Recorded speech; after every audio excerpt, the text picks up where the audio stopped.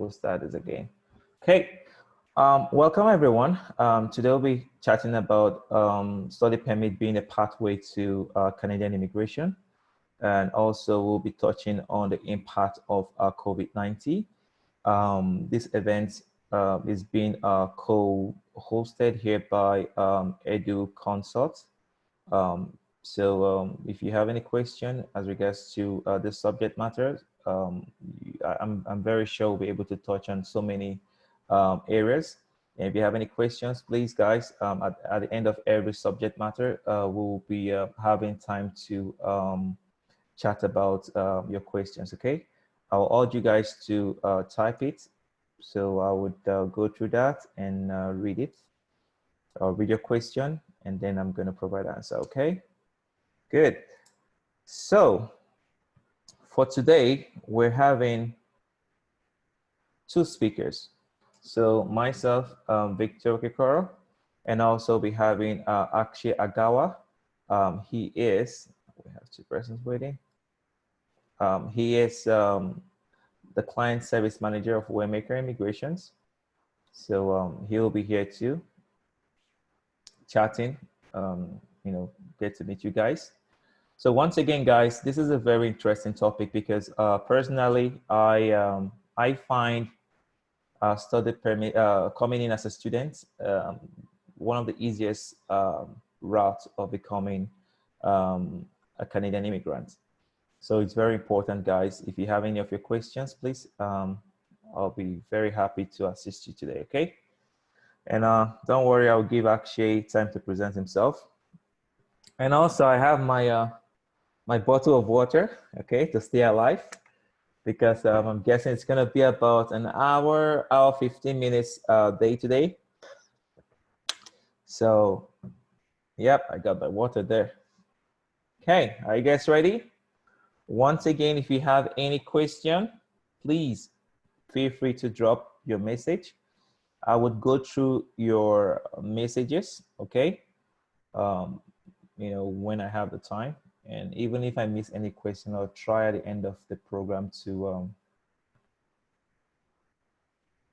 answer those questions, okay? Thank you, guys. So let's go straight into our agenda for today. Okay, so this is our agenda for today. So I will be talking about myself because I guess you need to know who I am. And then I'll briefly talk about on the objective for today. And then we'll give you an overall picture of what Canada is all about. And that presentation will be done by Akshay Agawa. So that's when you have the opportunity to hear from Akshay. And then we'll go straight into study permits, okay? And after study permit, we'll talk about the postgraduate work permits. And afterwards, I'll talk about the CEC, which is a Canadian Experience Class. I'll talk about the PMP, and then I'll talk about PRO, okay? That subject matter is just as regards to study permit being a pathway, okay? So it's not general PMP, mostly PMP as relates to study permits, okay? And lastly, we'll wrap it up with COVID-19, okay? So this will be the subjects for today. So if you have any question, at the end of every subject here, I will have a question and answer section. So don't worry. So I won't wait till the end of the day.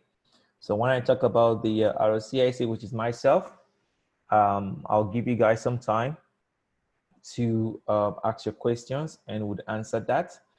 And same with the objective Canada, study permit, PGWP, the Canadian Experience Class, PMP, PRO, and COVID-19. So at the end of every subject would have the time to ask questions, okay? So it's not gonna be too overwhelming for you guys. So let's go next. So the first agenda here is the RCIC, okay? Okay, and that's me. Once again, I am Victor Wokekoro. I'm a RCIC, which is a regulated Canadian immigration consultant. I'm also the senior counsel of WayMaker Immigrations. I am a commissioner for oats in Alberta. I am the director too of WayMaker, and you know, I've been doing this for a while now. Immigration is a passion. It's something that I love, and I've been actively pursuing anything and everything as per immigration. I've lived in Sweden for about 6 years, and in Sweden, I obtained my bachelor's in business management, and also I got my master's in Sweden in business administration.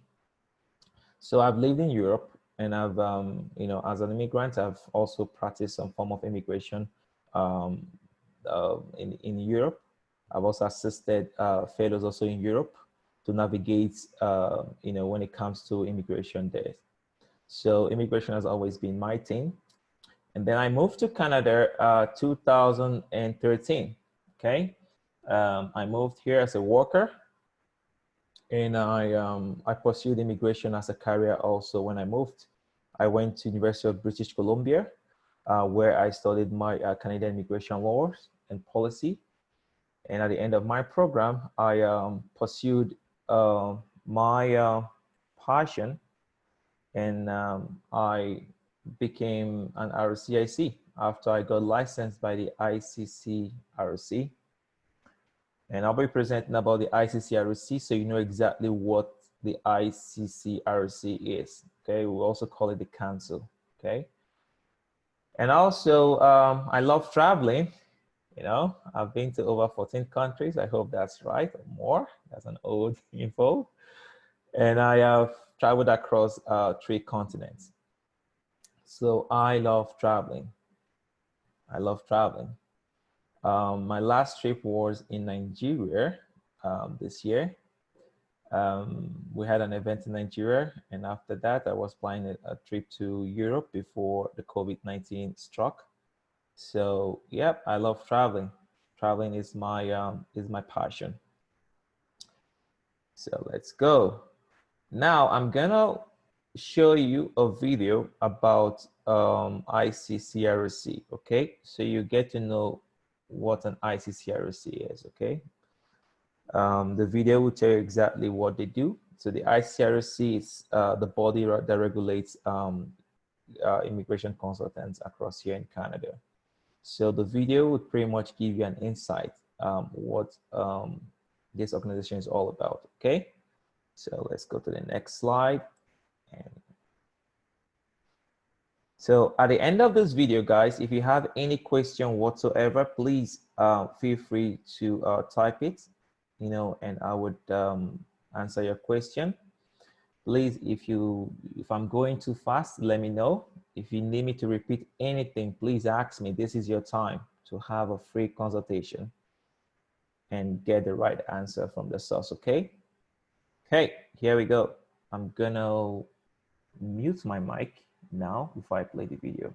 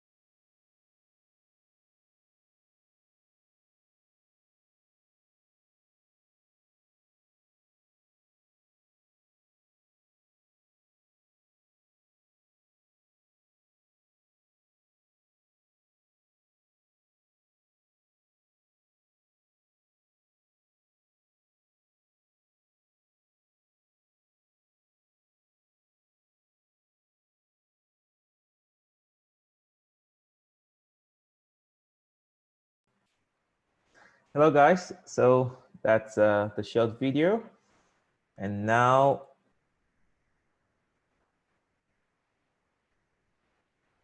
question and answer section for this. I'm gonna go through and see if there's any question here, and also admit some guys. So we have like 6 guys requesting admission, so I will admit them. And let's look for just a sec, guys.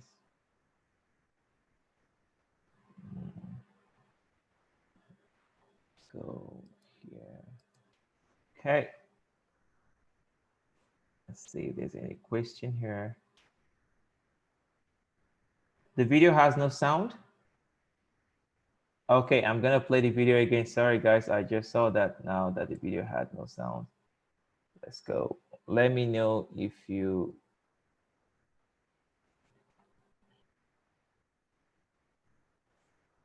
can you hear now?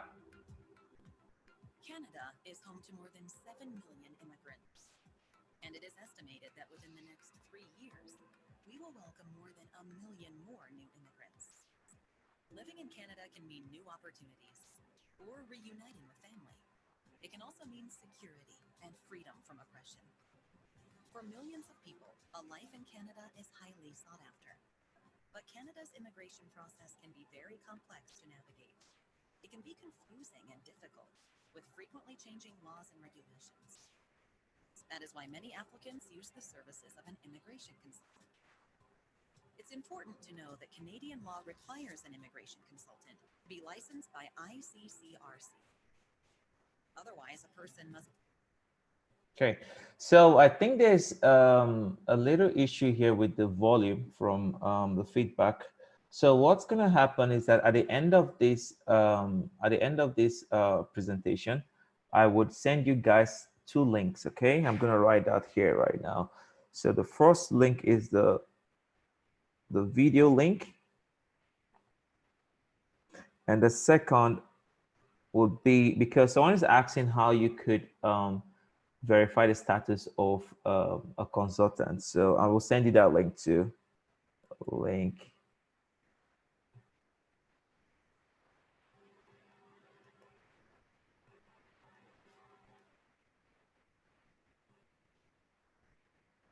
Okay, so possibility whenever you're transmitting things, sometimes the volume tend to be really bad, especially if it's going from from one form to the other again. So I will send you guys the link. Okay, so if you have any questions, so basically this video is telling you about the Immigration Consultants of Canada Regulatory Council, what they do, making sure that if you want to use a consultant, the consultant should be licensed, and how to find a licensed consultant. So I would send you guys this link so you know more about the ICCRC. Okay, so I'm really sorry guys that we cannot watch this all together, but you will get the link. Okay, that's a promise. All good guys? Okay. Let's see. Do you have any question about me, myself? Gonna go straight here. Do you have any question, guys? I'll give you guys a minute just to type.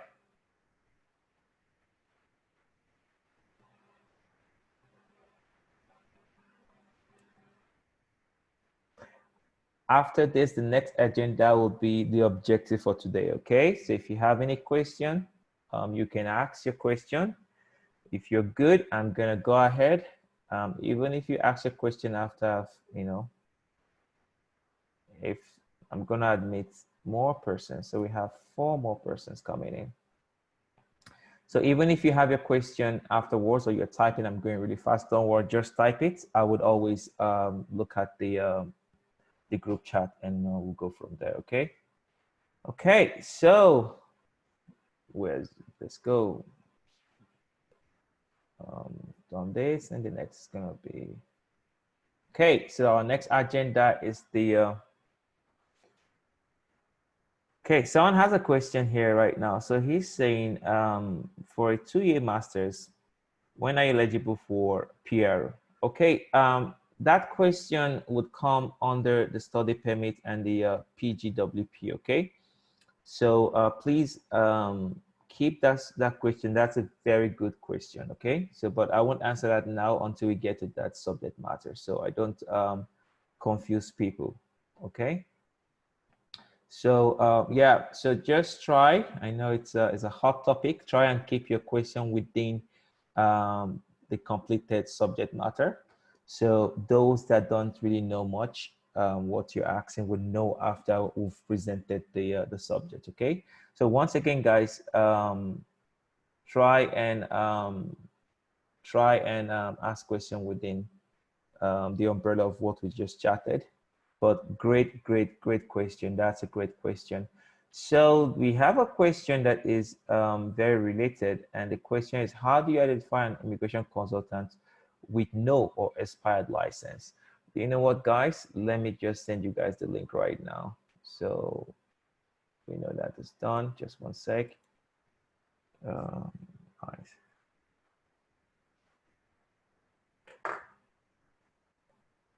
Gonna do that right now. So what it's called? It's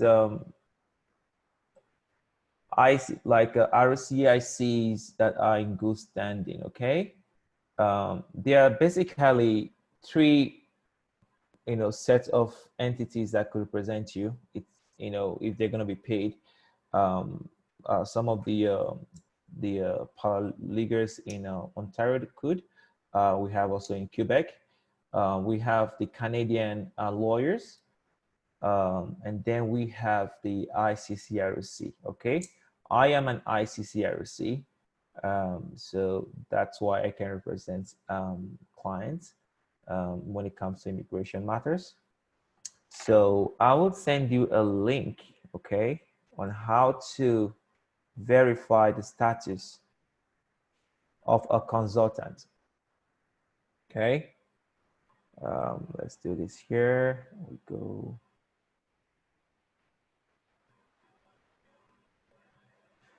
So, but anyway, if you go to, I'm gonna spell this out and then I'm gonna paste it in the public room. The reason why I'm gonna spell it out, so those that would watch the video after the fact would know exactly what I'm pasting, okay? So the website, you go to www.icc-crcic.ca. So if you go to that site, or you can simply Google ICCRC consultants, okay? Once you Google that, you would get, I'm gonna paste this right now. I've pasted that for you guys in the room. You would get the list of approved or consultants that are in good standing, okay? And also you also get their email contacts, because sometimes some person will reach, unless someone pretty much impersonates me, right? And the person uses my details and everything, send an email. I want to make sure it's me. You can go to the ICCRC contact and you can get my actual email that they have, right? I might have two emails, okay? But if you go to the ICCRC contact page, you can actually get my direct contact. You can shoot me an email. And guys, always know one thing: if it's too good, then there's something wrong with it. It cannot be too good, okay? So if something is way too promising, then there's something wrong with it. Let's see if there's any other question. Okay, so someone is asking a question. He's asking that what's the difference between ICCRC and RCIC? Okay, ICCRC is the organization that regulates, is the body that regulates us, the regulated Canadian immigration consultants. It's like lawyers, okay, on one hand, and the body that regulates lawyers, okay, to make sure that the public is safe, to make sure that the practice are, within the law and no one is being taken advantage of. So, so the ICCRC is the council upon which I'm under. So they really don't protect me; they protect you. Okay, so they protect the public. So that's the difference. Let's see this. I'll take one more question. And like I said, guys, if you have any question that is more into study permit, COVID-19, you know, PMP and so on, you know, just relax. We're gonna get there. I checked the room. We're good. Everyone is admitted, so we're really good. Quickly gonna look if there's any other question.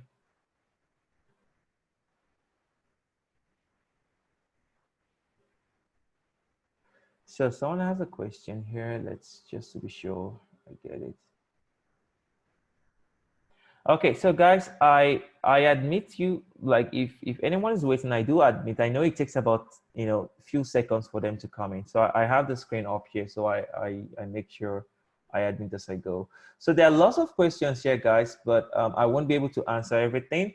You know, just, you know, we don't have the time. Time is of a luxury. But let's see, someone is asking a question here. Lots of questions, of course. Let's see.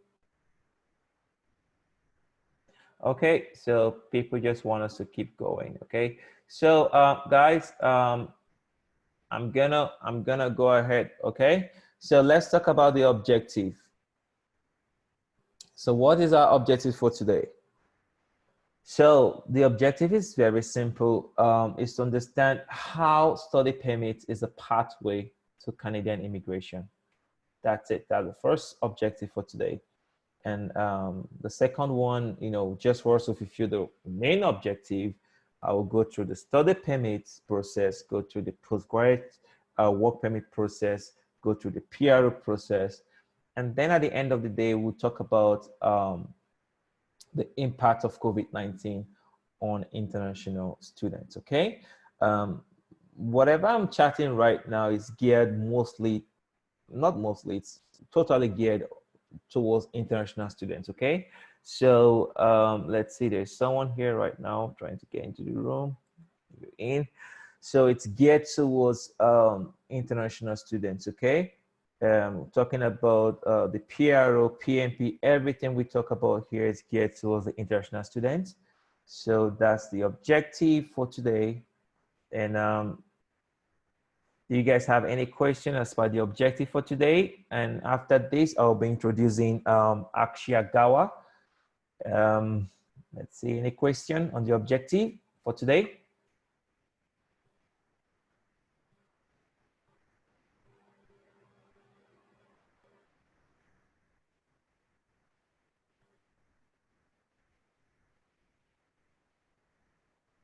Okay, someone is asking a question here. I think it's an important question. I'll take that question and then I'm gonna pass the mic to Akshia Gawa, my client service manager. So the question is that there's a school that teach immigration process based on their experience, but they say they are not RCICs, neither are they licensed. If I learn from them, will I be penalized because I learned from them? So the thing is this, you can prepare an application, okay? Don't get me wrong. You can prepare your application yourself. You don't need a lawyer or an RCIC to prepare an application for yourself. You can do it for yourself, absolutely. You can defend yourself in court, okay? So going to an RCIC is an option for you. Going to a lawyer is an option for you. If you think that you want someone that is more competent, of course you can go to them. You can assist someone with an application for free, as long as it's not paid, as long as there is no direct or indirect compensation. What do I mean by indirect compensation? You have, let's say, an agency, you provide admission, you get money for admission, and you'll be like, okay, but the visa is free. That's an indirect compensation. That contravenes the act. So as long as it's a free application you're doing for yourself, you can do that, okay? And back to your question, you can learn from anyone. It's on you, where you get your information from. I always highly recommend, for you to do it the right way. If you have any immigration related questions or inquiries, you can always go to the ICCRC, which is the Government of Canada's website, and verify things yourself. So if you learn from these people, so you could start your own practice without license, of course, you'll be penalized for that, okay? So that's it. So that being said, guys, I'm gonna admit the next set of folks here, and then I would pass this to Akshay Agawar. So let me go here and go unmute Akshay. Hello, Akshay. Hi, Victor. How are you? I'm fine. So I just unmuted you now. I'm gonna see if I can make you a host here, and then you can share your screen. Okay, just one sec. I would just. Okay, Akshay. I'm gonna. I think you're good, Akshay. You can share your screen and go. Just one sec, guys. Okay, Akshay, you can share. Just one sec. That's shouldn't be there. Okay. So Akshay can share your screen whenever you're ready. Can you see my screen? I cannot see your screen here. Just one sec.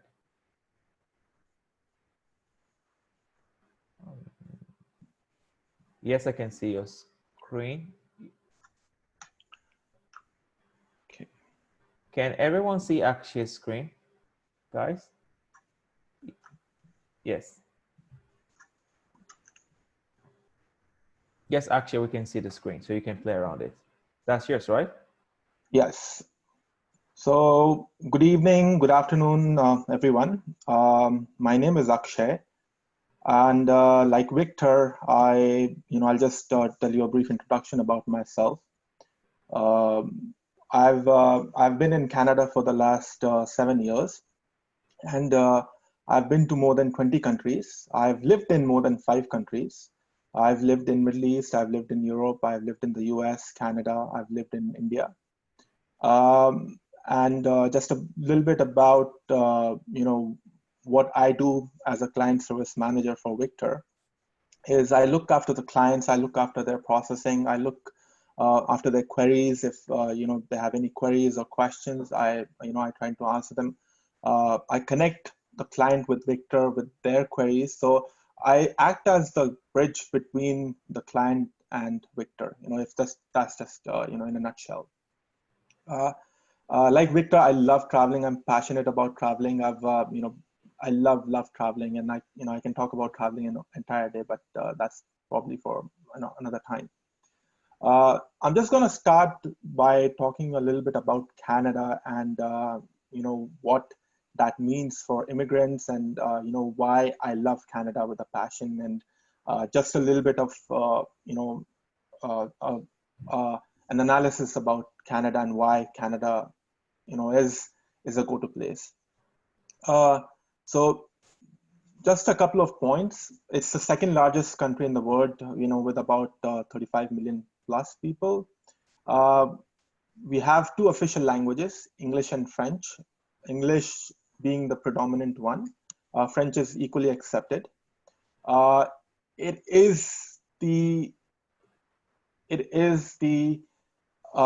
land of immigrants and opportunities. I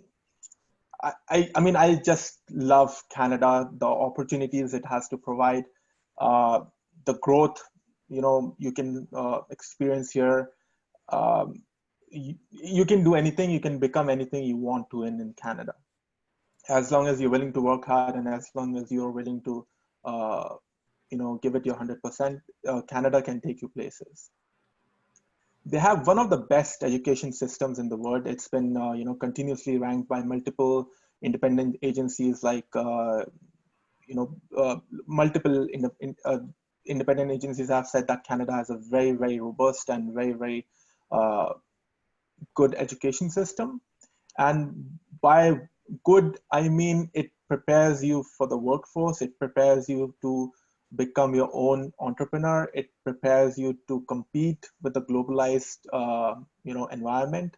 It enables you to think creatively, think distinctively. It enables you to think critically.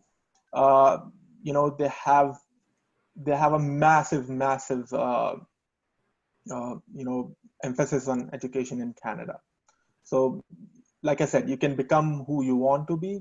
Like, you just have to give it your 100%. A little bit about the weather. There's a joke in Canada, actually. They say we have 2 seasons. So we have winter and we have construction. So by that I mean is for about half the year or more than half the year, it's really cold. You could be in any province and you could still experience the chilliness or the snow or that weather, right? That weather for to north. I'm just going to share some stuff about Canada. I'm just going to show you Google Maps, and then I'll come back to your questions. Yeah. So this is Canada. Victor, can you see that? Yes, I can see it. Perfect. So in Canada, we have 10 provinces and 3 territories. So Canada being a federal kind of system, political systems, provinces have an equal say in the federal parliamentary system. And a lot of provinces make their own laws and make their own rules and make their own policies about, education, about labor, about many other different aspects of society, right? So Victor is based out of Alberta, as you can see, Calgary. So he's based out of Calgary. I am based out of Toronto, Brampton, which is here near Ottawa, so Toronto, near the GTA. It's a massive country. It's a very, very big country. It's, as you can see, it occupies pretty much the majority of North America. And this is where your Arctic is, like your Yukon, Northwest Territories, and Nunavut. And there are your, your Arctic territories, or we call them the territories. And this is the Arctic, which also falls under Canada. So I just want to show you a quick thing before I move ahead. So if you click on Canada, you can see how big the Canadian territory is. See, this is all Canada. Like massive, massive opportunities, right from, if you want to settle down in urban Canada, you have cities like GTA, Ottawa, Winnipeg, you have Calgary, Edmonton, Vancouver, Montreal. You have like massive. If you want to settle down by the beach or, by the sea, you have the maritime provinces here, the Atlantic Canada, beautiful, beautiful. If you want to settle down in the mountains, the Rockies, you have the BC, here, where you have the Vancouver and Greater Vancouver area. If you want to settle down in rural Canada, beautiful countryside, we have the prairies, like the Manitoba, Saskatchewan, and Alberta, the prairie provinces. Big, massive, right? That's just a little bit about Canada, about how we, perceive Canada. Canada has 6 different time zones. We have, the US has 7 and we have 6. And that's, I think, one of the highest number of time zones in any country in the world. So right from the East Coast here, we have a different time zone. And right from the Pacific, we have a very different time zone. So, just a lot of massive opportunities for everyone in Canada. Now I'm just going to look at the chat and see any questions. We're good. No questions so far, Akshay. We're good. Okay.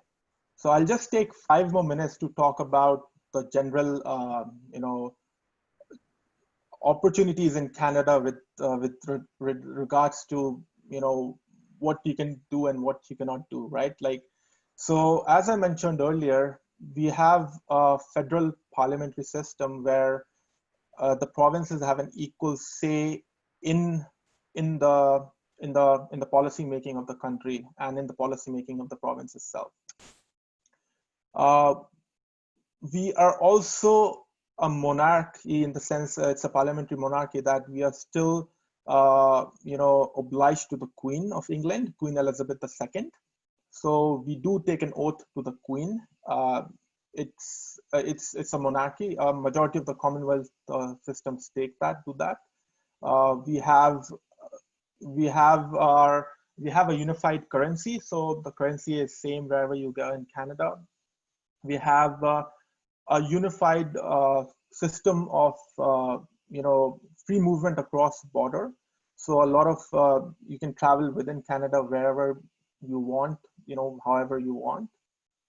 We have some of the biggest travel destinations in Canada across the globe. So if you Google out top 10 destinations, there are some that fall into that category. Jasper and Banff in Alberta, they are really world famous, and the Kamloops, the Kootenay Mountains in British Columbia, they're really popular as well.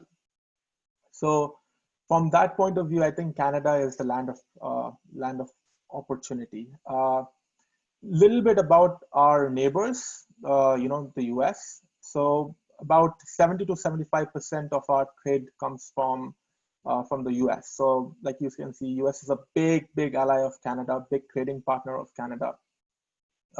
We have a lot of land borders across Canada. We have the biggest open borders across the globe. So it's one of the biggest, borders across in the globe. You can travel, at any crossing. You can, go via land. You can go via, sea. Massive, right? Any questions so far? Let's see. Any questions? Okay, so no questions about Canada so far. Okay.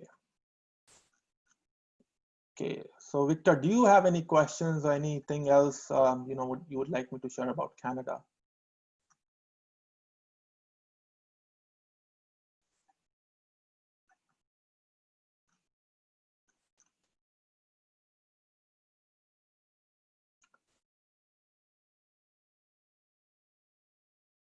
Hello, Victor?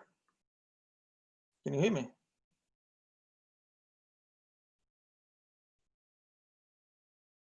Okay, I guess.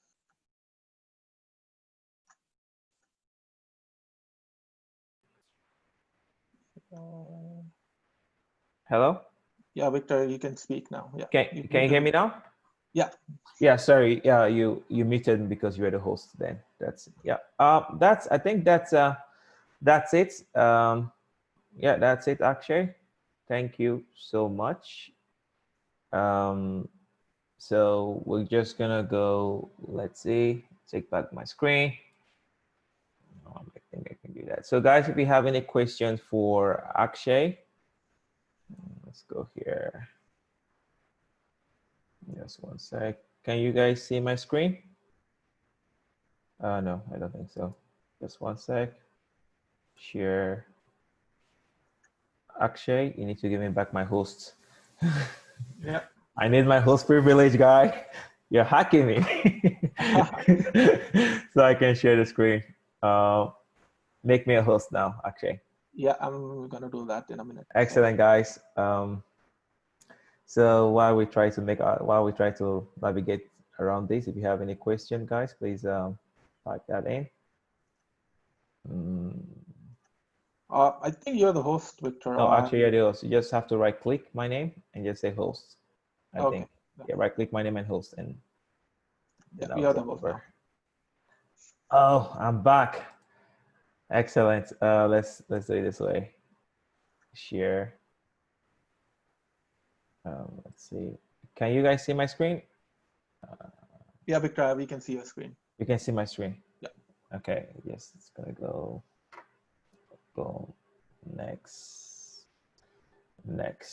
Okay, guys. Let's see. Any question for Akshay? Let's see. Does anyone wants to join? No one is wanting to join the room.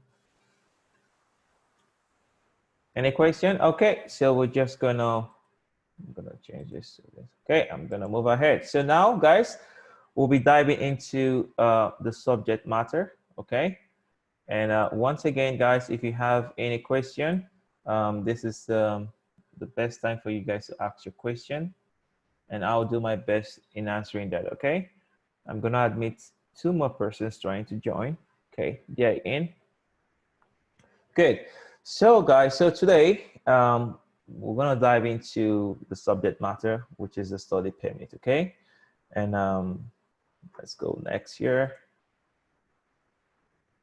Good.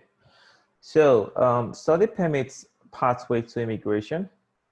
The big question clients always ask is, how can, how can a student become a PR?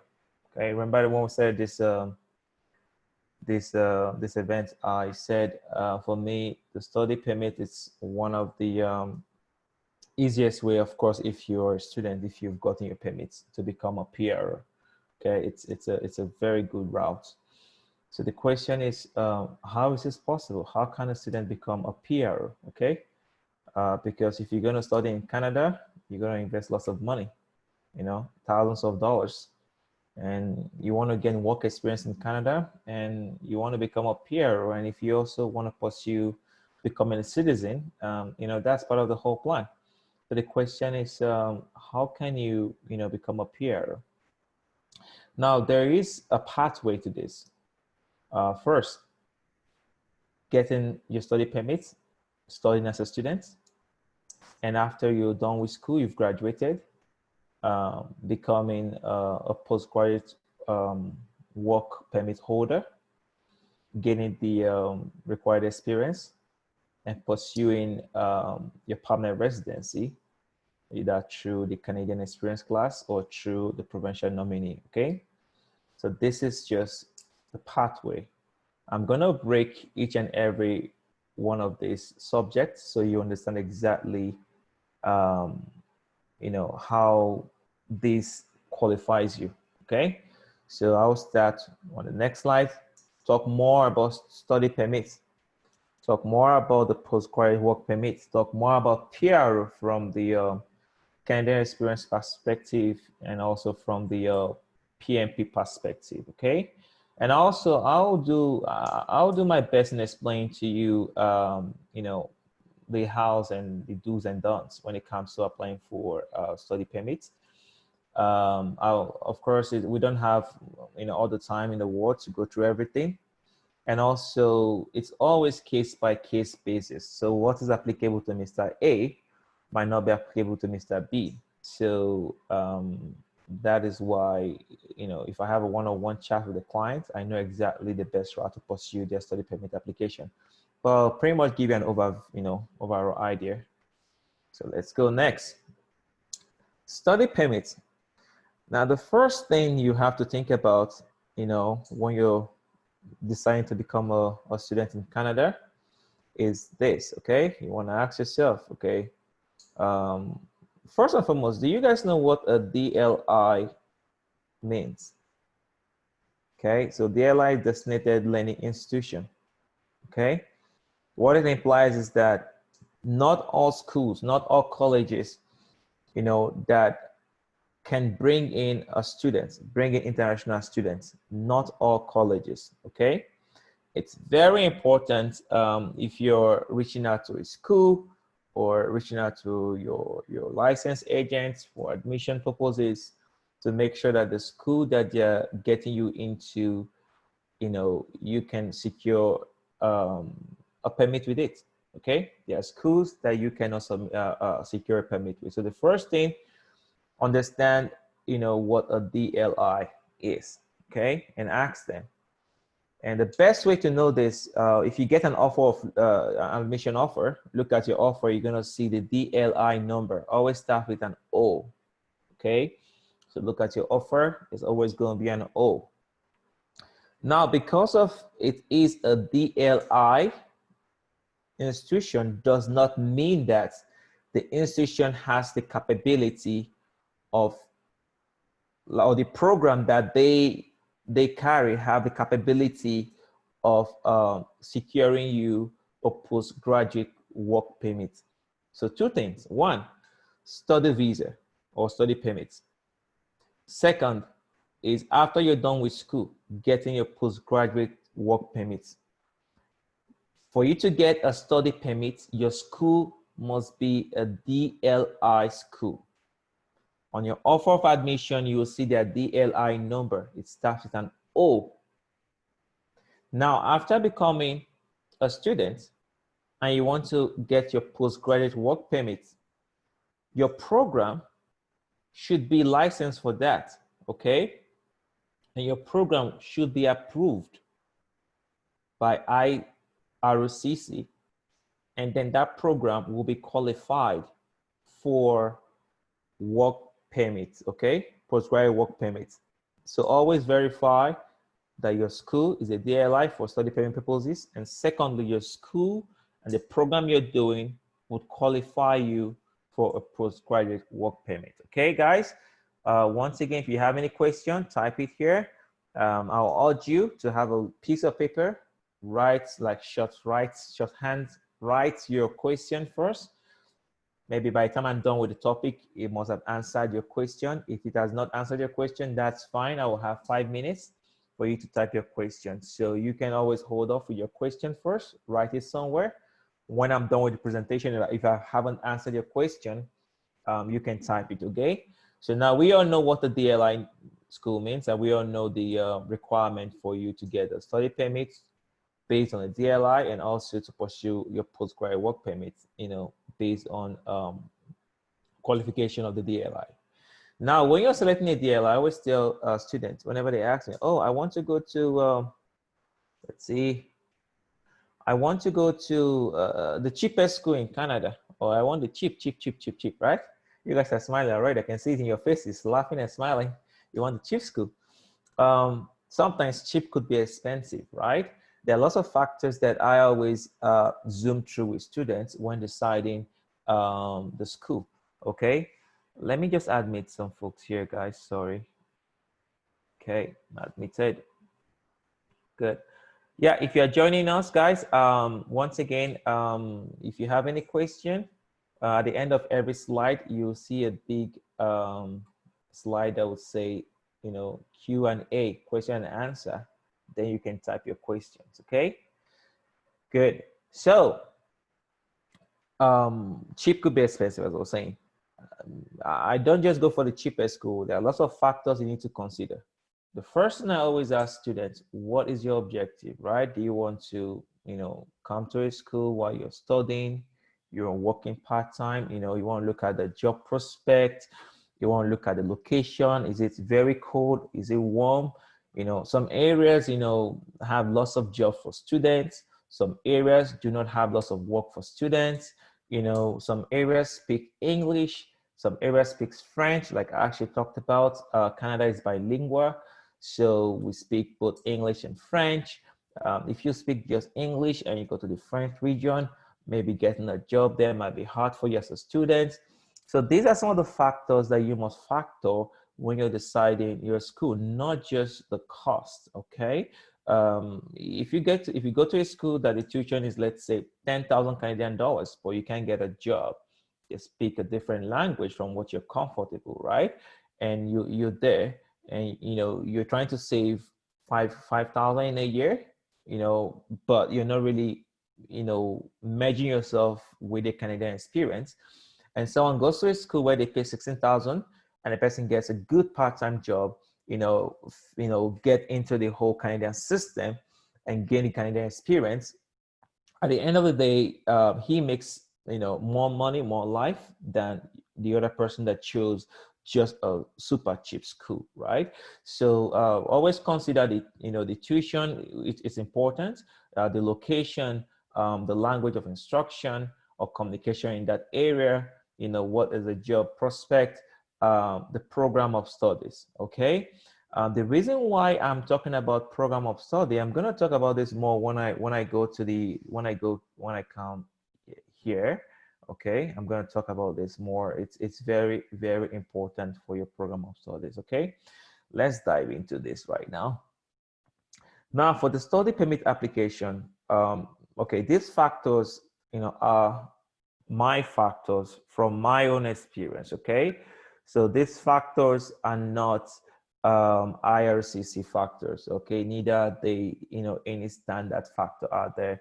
These are my own factors from my own experience. Just gonna admit someone here again. From my own experience with applications, okay? These factors are the key factors when it comes to a successful application. The first one I see is the age, okay? The older you are, okay, the older you are, the more complex it is for you to convince an officer that your intention for studies is studies, and that's the reality with Canada. So age, it's a big factor.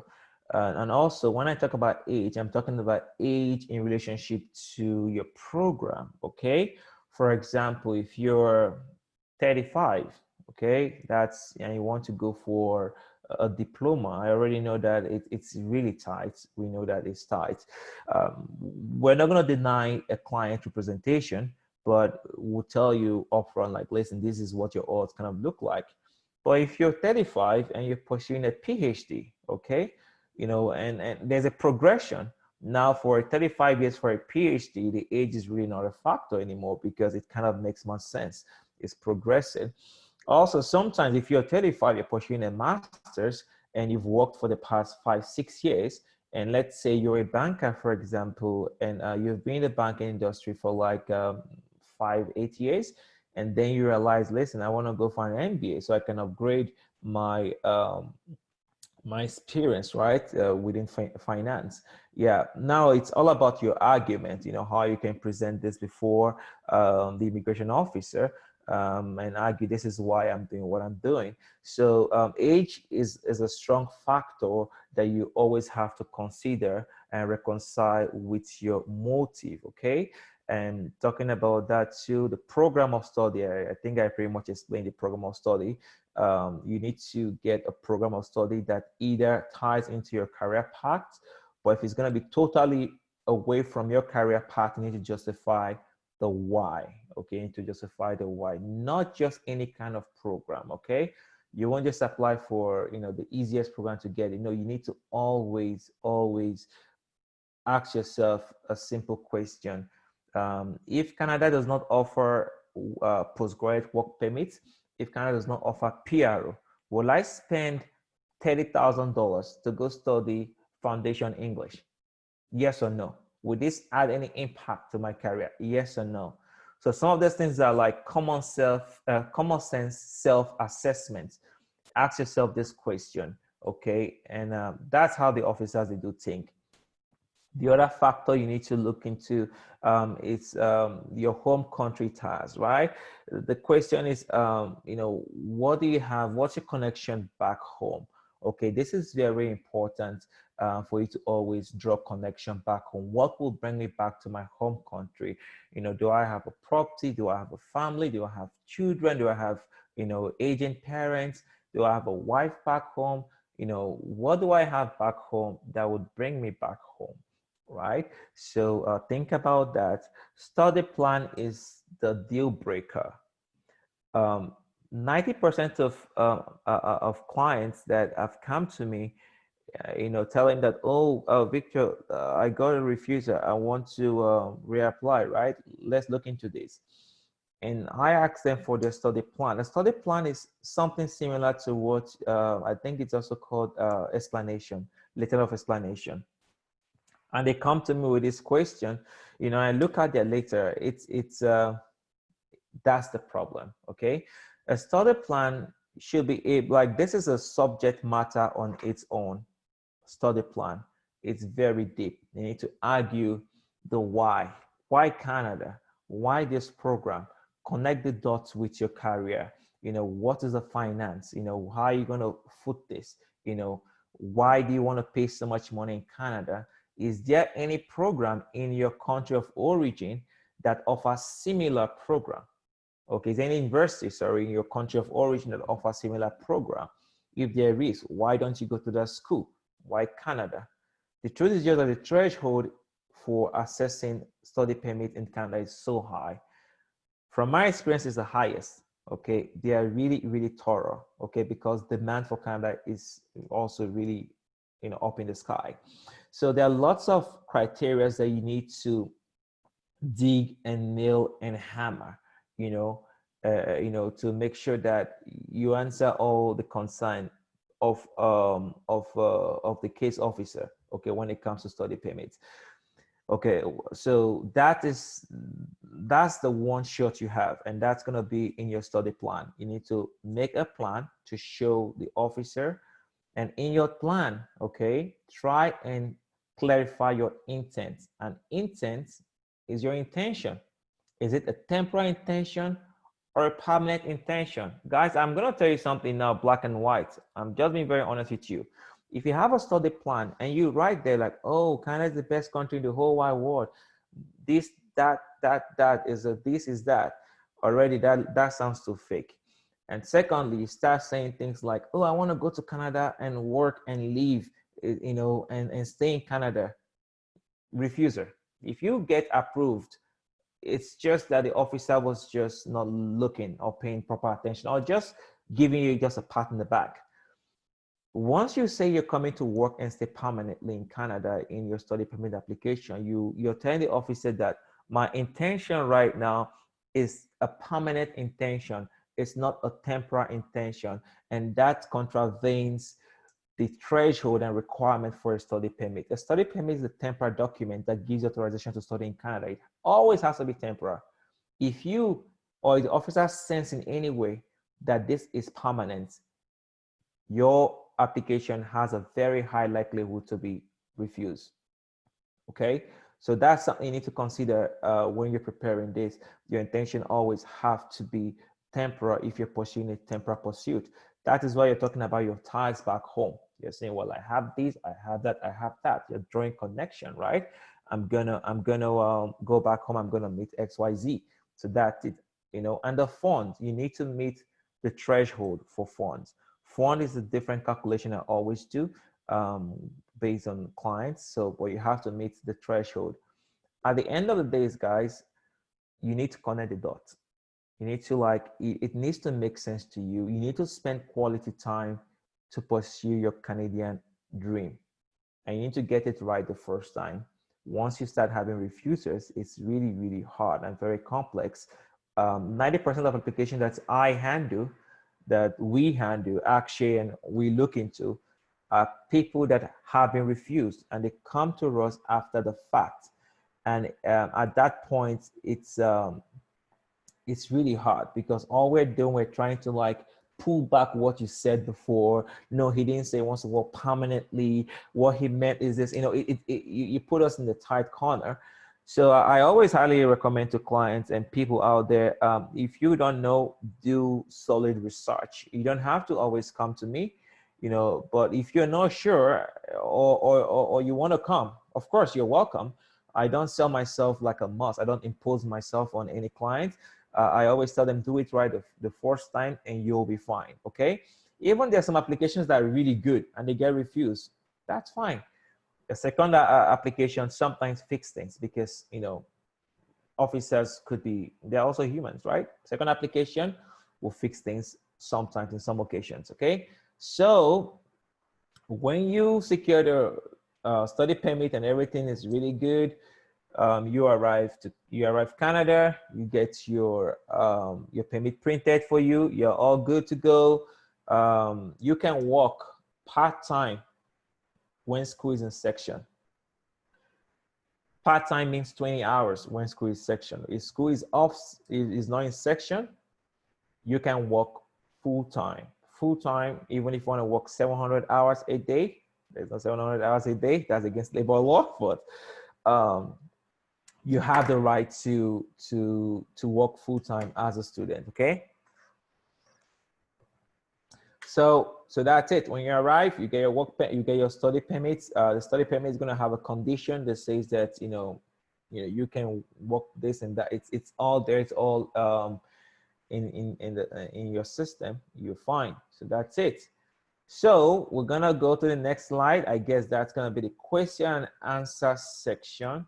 Let's see this. Yep, that's it. So guys, if you have any question, type it. I'm gonna go through the comment now and I'll see what we have here. And I'll just go through it with everyone. Let's see, just gonna scroll up now.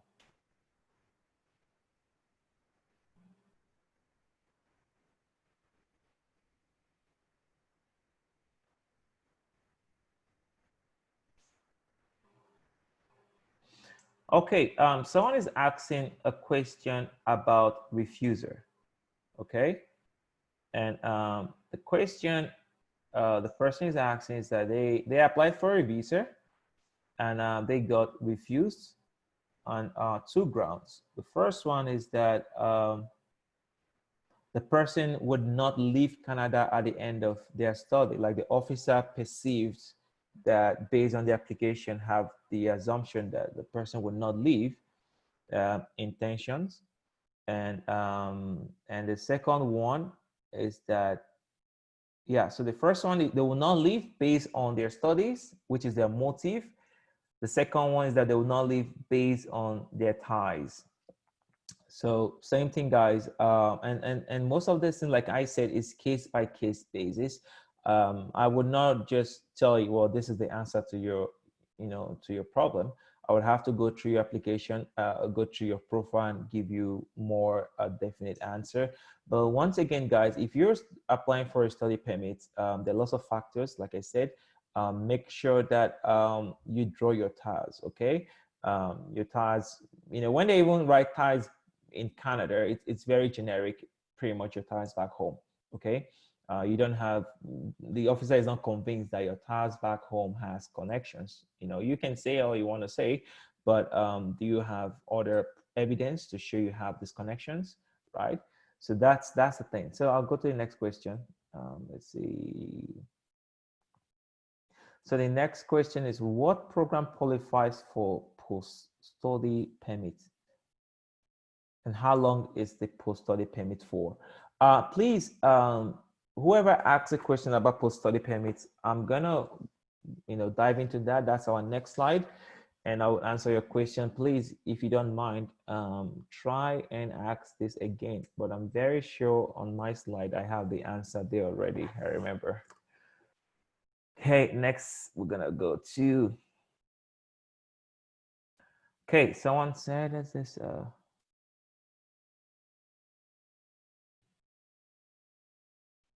Okay, I've answered about the school. That's done. Okay. If you have your questions, guys, type. I will do my best to answer that. And also, I'm going to zoom through the questions so I don't waste everyone's time, right? And I'll make sure whatever I answer is, would benefit everyone.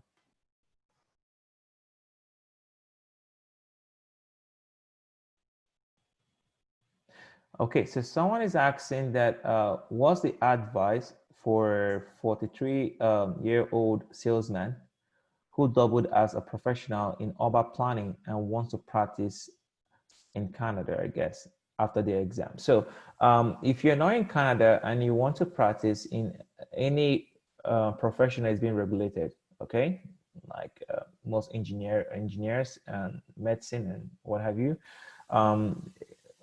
you have to always touch base with the provincial organization that regulates that given profession. So we have to know exactly where you want to practice and do the research and see, what you have to do to practice in that province. If you have to write the exam, if you have to apply for exemption, and so on and so forth. So we'll have to touch with the province. Like what Akshay said, Canada is a federal, is a federal state, but we have provincial powers where all provinces have regulations on how things are being done in their provinces. So that's lots of work too. So that being said, if you have any question on that, you can shoot an email. We can help you to research more on that. So let's go to the next question here.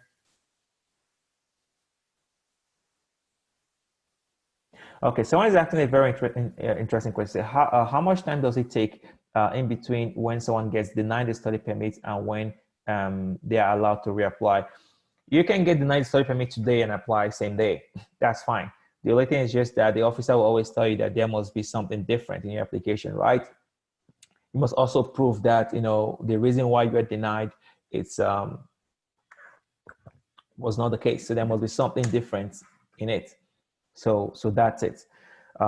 There's no ban, there's no time ban, unless you were denied for misrepresentation. Okay, that's a different discussion. If you're being denied for misrepresentation, banned from Canada, then that's a different ball game. But if you're just being refused, generic refuser, You can apply anytime as long as you meet the requirements, then you're good.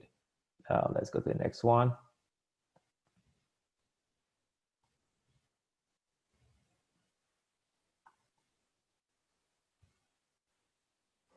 Just one sec, guys.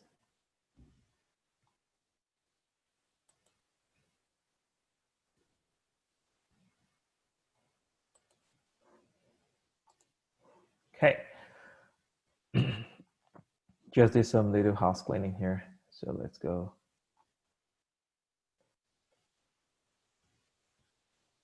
Okay, someone has a question here.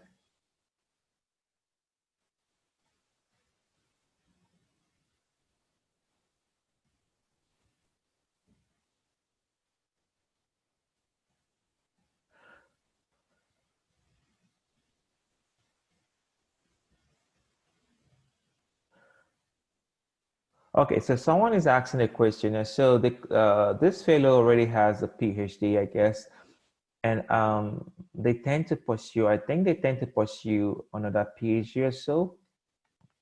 And then they found out that the process is very cumbersome, and now they've decided to pursue a master degree, and they're checking like what are their options after they've completed a PhD, right? Is it like, will they pretty much get, what are the chances of getting a study permit? Same thing, lots of factors. The whys. You've done your first master's or you have PhD in a particular area and you want to focus on a different area altogether, you need to justify that in your study permit, in your study plan, and argue that if it makes sense for the officer, of course, and also putting into consideration other factors, the age and every other thing, then you should be fine. If you cannot justify that, then there's going to be an issue. So I'm going to quickly scroll through this and see what we would have.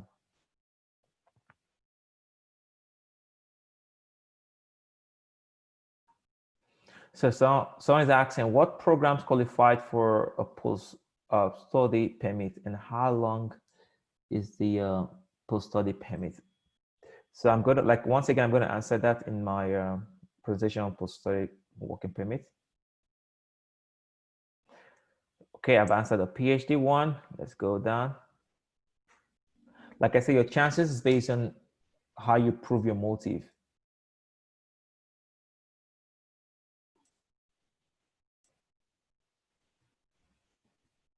So someone is asking, okay, now your question you're asking, is nursing a good program to choose if your first degree is in psychology? And would that be a giveaway that you don't plan to return back home? Okay, first and foremost, I don't think there's any program that is pretty much a giveaway, right? Everything still boils down to how you argue. Okay, let's say you have your bachelor's in psychology and you want to master in nursing, or you want to do another bachelor's in nursing. You need to argue as to why. Maybe you've worked, okay, in a company, or you're working right now and you just found out that nursing is a thing for you, and this is what you're doing for work. These are the things you've really specialized more in when it comes to healthcare in psychology, and you just feel that nursing is your pathway. You need to spend quality time and map this out. You need to form it. It's called like a conceptual framework. You need to like connect the dots and argue, this is what I've done, this is what I practice with, and this is where I want to be. It's like a triangle. This is where I want to be. If you can nail that, it's gonna work. We've assisted clients change career paths. It's a lot of work, but we've had lots of happy ending. So it's doable. It's just requires effort. Yep, and that's it. So someone is asking a question that how can an unmarried man show ties back home? There are lots of ways you can show your ties back home. Like I said, from investment to your family, your extended family, you can use that for your ties back home. If you have an investment, and you're doing okay, and you have a job could also be your ties back home. If you have a job back home, yes, that would work as a ties back home. So guys, I'll be running up this, and so we can go to the next one quickly here. Let's see. I'll keep going.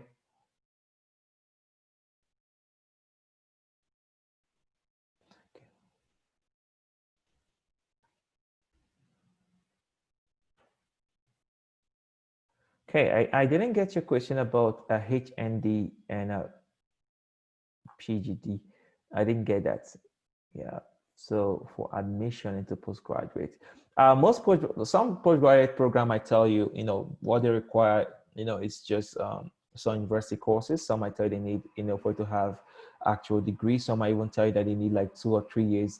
So 2 or 3 years would fall more under HND and OND, and I'm pretty sure that might be, a good option. Once again, Edu-Consult, they can really look into that and see what options you have. You can also touch base with your colleges and ask them. You don't need WES to apply for study permit, okay? Someone asked a question about WES and study permit. You don't need WES. Okay, the last question, finally. So the question is, if a person is above 35 years and applies for a postgraduate diploma and in the field of supply chain management and has strong ties, e.g. marriage, assets, and is able to argue that he plans to return to continue working in Nigeria after his program, of course, in your opinion, what do you think the chances will be? Okay. Good question. Great question. You're 35, you have a good job, you have a job offer, you have a family, you have everything back home, and you submit a strong application. Now, a strong application to you does not necessarily mean that it makes sense to the office, okay, to get this right. That's the truth. Always consider, asking yourself, why do I want to do this program now? Okay. What are my reasons for pursuing this program? Okay, you have a family. The office already know that if you come to Canada, you can bring your family. So you still always have to argue this. Okay, if you submit a very good submission later, study plan, and the officer could connect the dot and that could relate to the officer, your chances should be okay. Okay, it should be okay. I won't tell you it's 100% now, and then you go and you don't get it, and you're like, oh, Victor told me 100% is, it wasn't even 100% no. It's also based on other things too, right? So as long as you can argue that really, really strongly, it makes sense. Statistics have shown that some PhD programs too, the likelihood of getting approval is slimmer than some other programs. So consider that and argue as to why a PhD, why not a master's, right? So put that into your argument. And the more you argue, the more, the more chances you would get. Okay, thank you so much. Someone is asking me to have a sip of water so I don't pass out. Thank you, thank you. I think all of you are laughing at me right now, but don't worry. This is what we do. We just go, go, go, go, go, go. Great question. Can I study online? And when? Okay, so studying online, we're going to chat about that down the road. Is it possible to have a master's with a 2-1? Okay, I'm going to quickly answer this, and then we're going to go to the next subject matter. Okay, depends on the program, depends on the school. In Canada, it's really not a 2-1 or a first class or a 2-2 or a third class. Hear me out first before you crucify me, guys. Canada operates on a scale of 4. Some other countries could go on the scale of 5, okay? The argument is, what is the minimum requirements, average minimum requirements to get admitted in the scale of 4? In the scale of 4, the average minimum requirement is 3.0. So this is the logic. I hope I'll get this math right. It goes like this. Look at your GPA, right? your CGP. Look at it. I think you have to divide that or multiply that by your country's GDP, and then you have to also multiply that by 0.04, so then you know the exact math. So, but what I'm saying in essence is just that you might have a very low 2-1 and you won't get admitted into a master's. You might have a high 2-1 and boom, you get admitted into master's. Okay, so it depends on the 2-1, and it also depends on the the program. Okay, and depends on the university. Okay, I know of some universities that for you to be admitted, you need a equivalent to a first class. Depends on the university. Okay, so it's possible to get admitted with a 2-1, but depends on the program, depends on the school. Okay, so that's it, guys. Don't worry, we'll talk about more interesting topics here. Next agenda, the PGWP. Good. So I'm gonna I will stop looking at your questions and answer sections right now. I will just stop looking at them. I will do my presentation, then I'm gonna go back. So once again, guys, write down your answers, your questions. Don't paste them yet. Hopefully, once I'm done with my presentation, I'll be able to answer that. If not, I would go through that with you. Okay. We've talked about the designated learning institutions. That's the DLL, and I've told you guys, always make sure that, you know, your schools you're applying for is a DLI school, DLI school, and it has a DLI number. And then make sure that that school has what it takes, or the program has what it takes to give you a PGD. Okay, so what's a postgraduate work permit? In Canada, if you study in Canada, after your studies and you decide to get a work permit, you'll be eligible for a work permit without actually getting a job. So you can finish school today and be like, okay, I want to get a work permit, you know, without, you know, actually getting a job first. You get a work permit because of you studying in Canada. You need your Canadian experience. Boom, that's justification. You know, there are requirements for a PGD. It has to be full-time. So you need to study full-time, okay? If you have a break in between your studies, you don't study full-time, you may not be eligible for a PGD. So please, when you get a work permit, your study permit, you come to Canada, try and study full-time, okay? Be active. So that's it. If you study for just 8 months program or less than 2 years program, you'll be eligible for just only 1 year postgraduate work permit. Listen, if you study just 8 months or 2 years or less than 2 years program, you're only eligible for a 1 year work permit.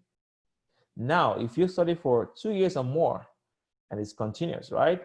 You will have a 3 years postgraduate work permit. But let's just say you come to Canada with a 1 year diploma program, okay? Just a 1 year or 8 months diploma program. At the end of your 8 months diploma program, I always recommend apply for a second diploma program in Canada, okay? And do that program. There is a clause that states that if you do 2 different diplomas for 8 months each, automatically that is being considered 2 years or more, okay? It's being considered 2 years, sorry. And that would qualify you for a 3 years postgraduate work permit.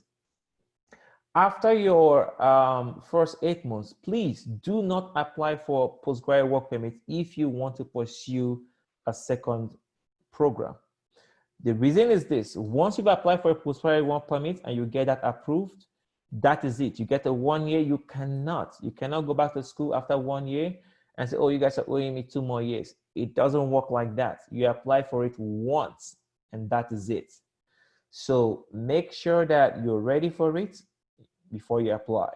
If you decide to do that after a 1 year program, understand the consequences. If you wait for 2 years and you do it, you get a 3 years. Now the question is, why do I need a 3 years versus a 1 year when I'll become a PR, right? You know, Victor said there is a pathway. Why do I need a 3 years? You know, why not 1 year? The truth is this, and I'm going to run that when I get to the Canadian experience class, but this is it. For you to be qualified under the Canadian Experience class, you need to have a minimum of a 1 year work experience in Canada. You went to school, you graduated December 31st. January 1st, you get your PGD, your postgraduate work permit, and you start working with just a 1 year, which is going to expire in December, okay? And then you get it 1st of January, so you're looking for a job, and you finally get a job in March. You know already you're shy of 1 year. It needs to be 12 calendar months, okay? 365 days. That is what it should be. So a lot of times we have a 1 year postgraduate work permit, chances of you getting the Canadian Experience class minimum requirement is very, very slim, really slim. So I always recommend to clients, try and do either a 2 years program or possibly 2 1 year program, okay? So think about that. Okay, it's very important if you want to pursue the pathway for permanent residency.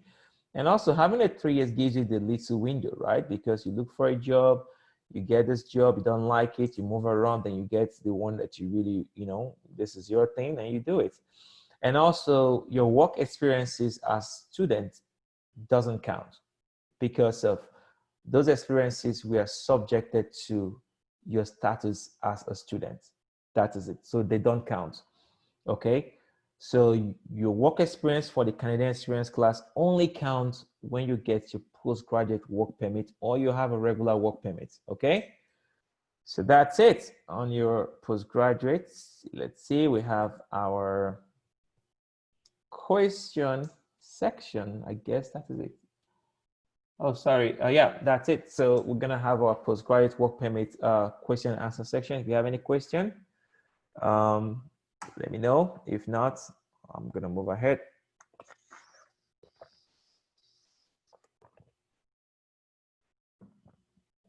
Okay, no question on that. Excellent, we'll save some time. And the next one we have here, our next agenda is gonna be the Canadian Experience class, provincial nominee, and PR. This is a quick one, don't worry, guys. So your Canadian Experience class, you know, you've come, you've studied, you've gotten your 3 years, work permit, and then you've gotten a job. If your job, you know, is NOC O or A, this a NOC is our national occupation class. Okay, that's how they classify jobs, from highly skilled to semi-skilled, you know, to not skilled job. So everything is being classified, and this is going to be a different discussion. But you know, if on a nutshell, I'm going to explain NOC code for you guys in just, you know, less than a minute. A NOC O job is a job that is, you know, if you're an executive or a manager, you know, director, manager, and, you know, management positions mostly falls under the NOC O. Okay, mostly they do fall under that.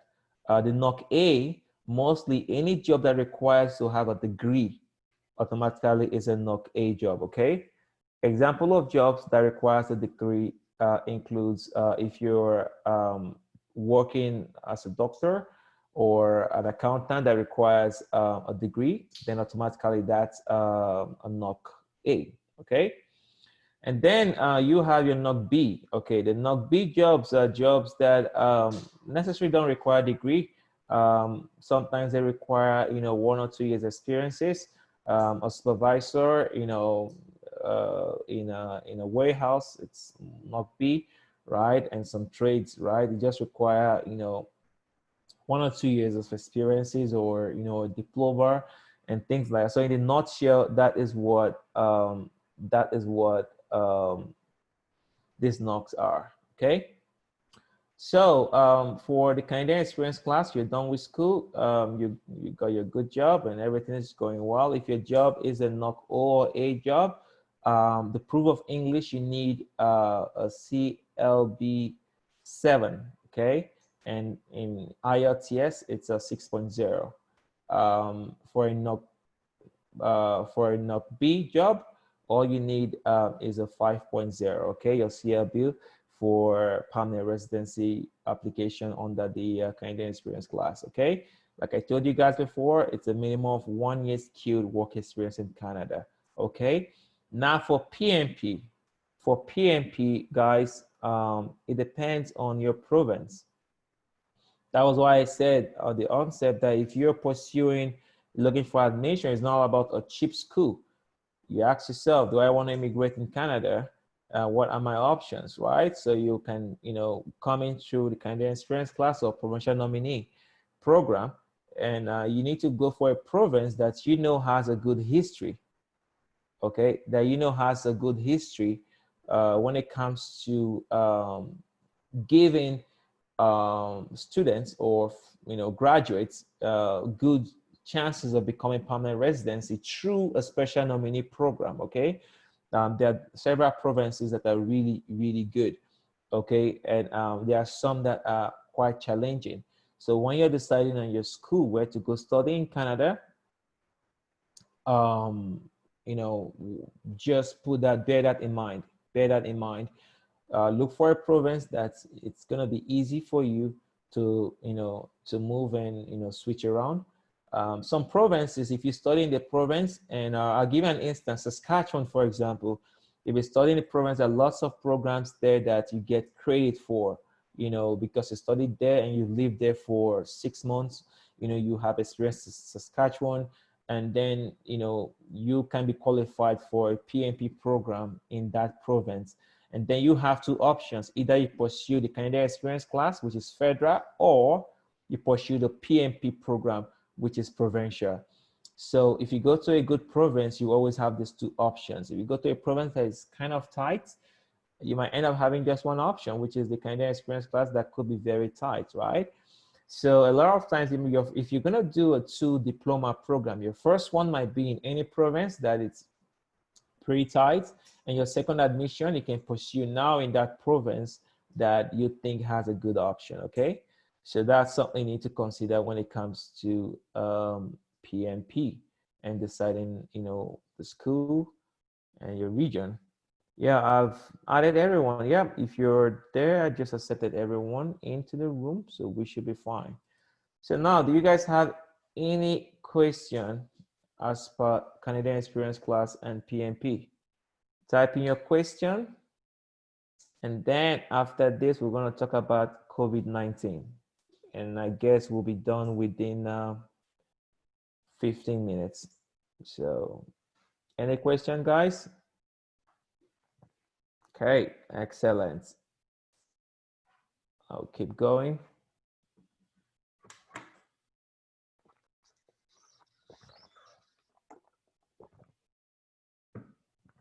If you think of anything, okay, even if we've passed that subject matter, you can always type your question, okay? Thank you. Okay, so this is our next subject matter, that's COVID-19. Good. So I'm very sure we know what COVID-19 is all about. We all are home. Okay, so someone is asking a question here about which is the best province for an immigrant, okay? So when it comes to studies, like I said, it depends on what your strategy is, right? If you're gonna do a 2 1-year diplomas or program, you can switch between provinces.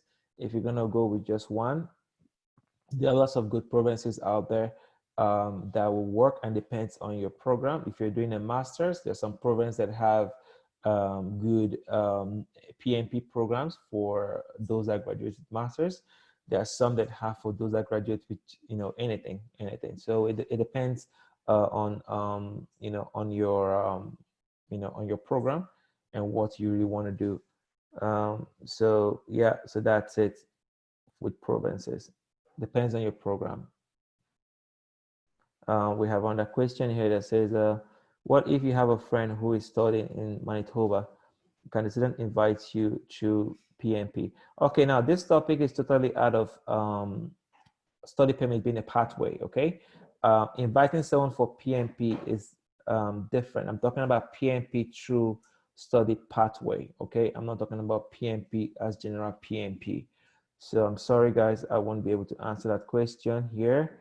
If you want to ask me a question that is outside study, you have to contact us, after this, after this event, and we can go from there. So someone is asking, can one apply for PMP from Nigeria after admission? Same thing, guys. Anything that's outside study permit as a pathway, I won't be answering that. If you have any, I'm open to consultation, right? So if you have any other, question, or you want to dig deep into this more, please send me a private message, and we'll go from there. There's another question that said, is it true that British Columbia offers a faster pathway for students? Once again, it depends on your program, okay? Depends on your program of study, where we have two pathways. Like I said, we have the federal one, which is under the Canadian Experience class, and we have the provincial one too. So it depends on your program. I know BC has some very good packages for healthcare, right?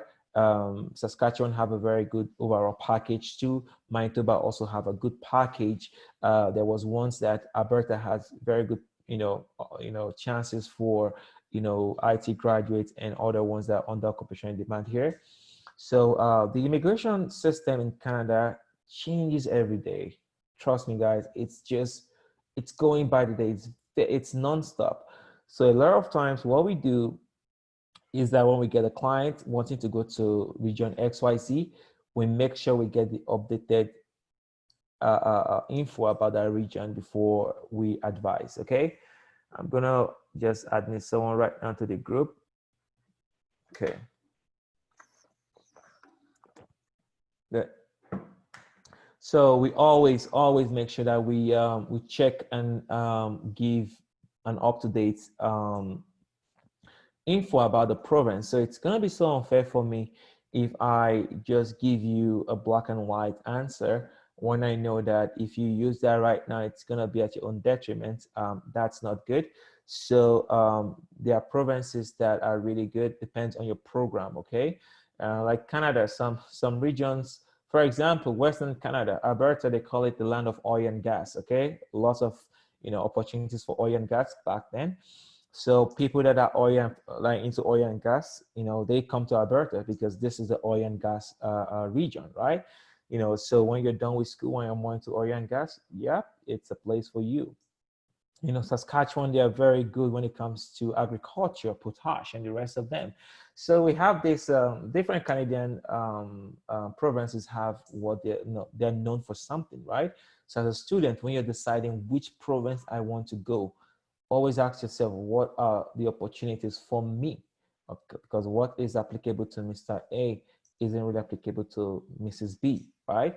So always make sure that you do your background check. But like I said, sometimes you don't have any option but to go to the place you have a good chance of getting admitted.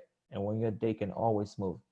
And when you get your postgraduate work permits, you can always move provinces. Don't get me wrong. Okay, you can always move. You can get you can come to Alberta, finish in Alberta, get your PhD in Alberta, and move to Toronto. It's your decision, right? So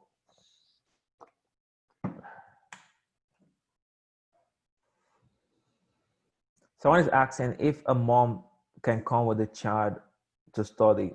Once again, intentions. Okay, if you are applying for a study permit and you want to come with your child, you need to always prove your child's the reason why, right? Your intention matters a lot. I've had a client that actually came to Canada, and the daughter is studying. She's a minor, and she's just in Canada, supporting the child on the visitor's record. So we've had, and these things, most of them are based on your country of origin, okay? The client is based off or Gambia, so it all depends on your country of origin. Some immigration offices are really easygoing, some are not easygoing, okay? And so the more complex your case is, the more tough it is for us to explain and argue your case. So let's see if there's any other question that we go from there.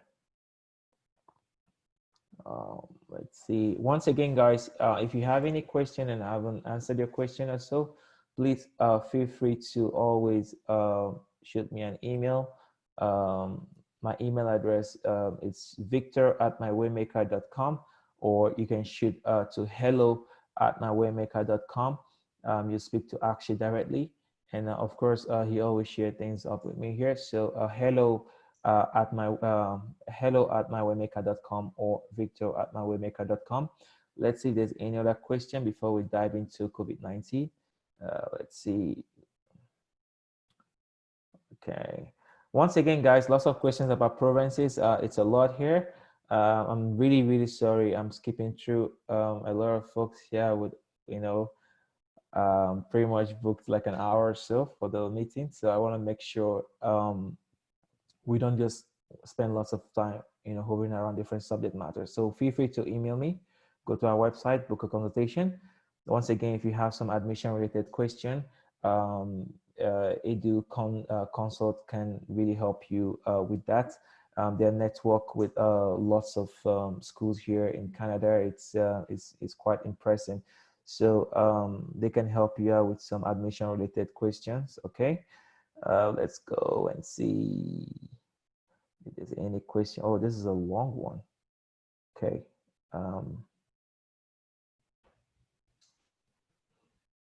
So someone is asking, let's see, one of the requirements for PMP is that you have to have a job, or most of the jobs I apply for. Okay, now, so once again, your PMP question you're asking, it's not study permit pathway related. It's a general PMP question. What we're dealing with right now is a study permit related, pathway. If it's a study permit related pathway, you do not need a job offer for pursuing a PMP or PRO. If you're coming, you don't need to have a valid job offer. If you have, great. If you don't, that's fine, right? Because that's for the in Canada class of graduates. So as of today, it doesn't really work that way. So I'm sorry, I won't be able to help you out. If you have any question outside this, please write me and I'll be happy to help you. So guys, let's jump into COVID-19 on study permit. So this is just on study permit, okay? Once again, it's not on any other thing but study permits.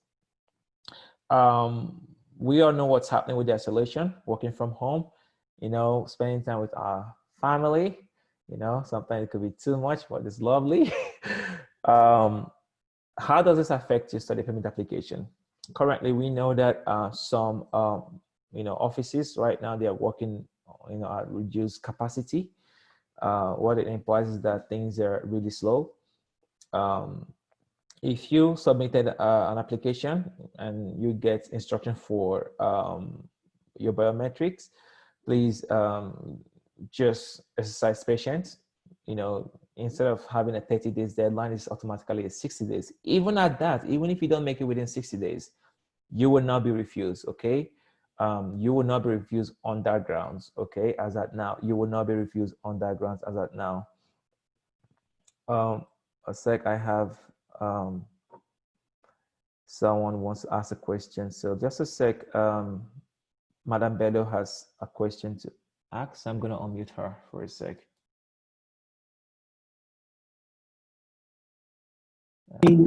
Yeah, hello.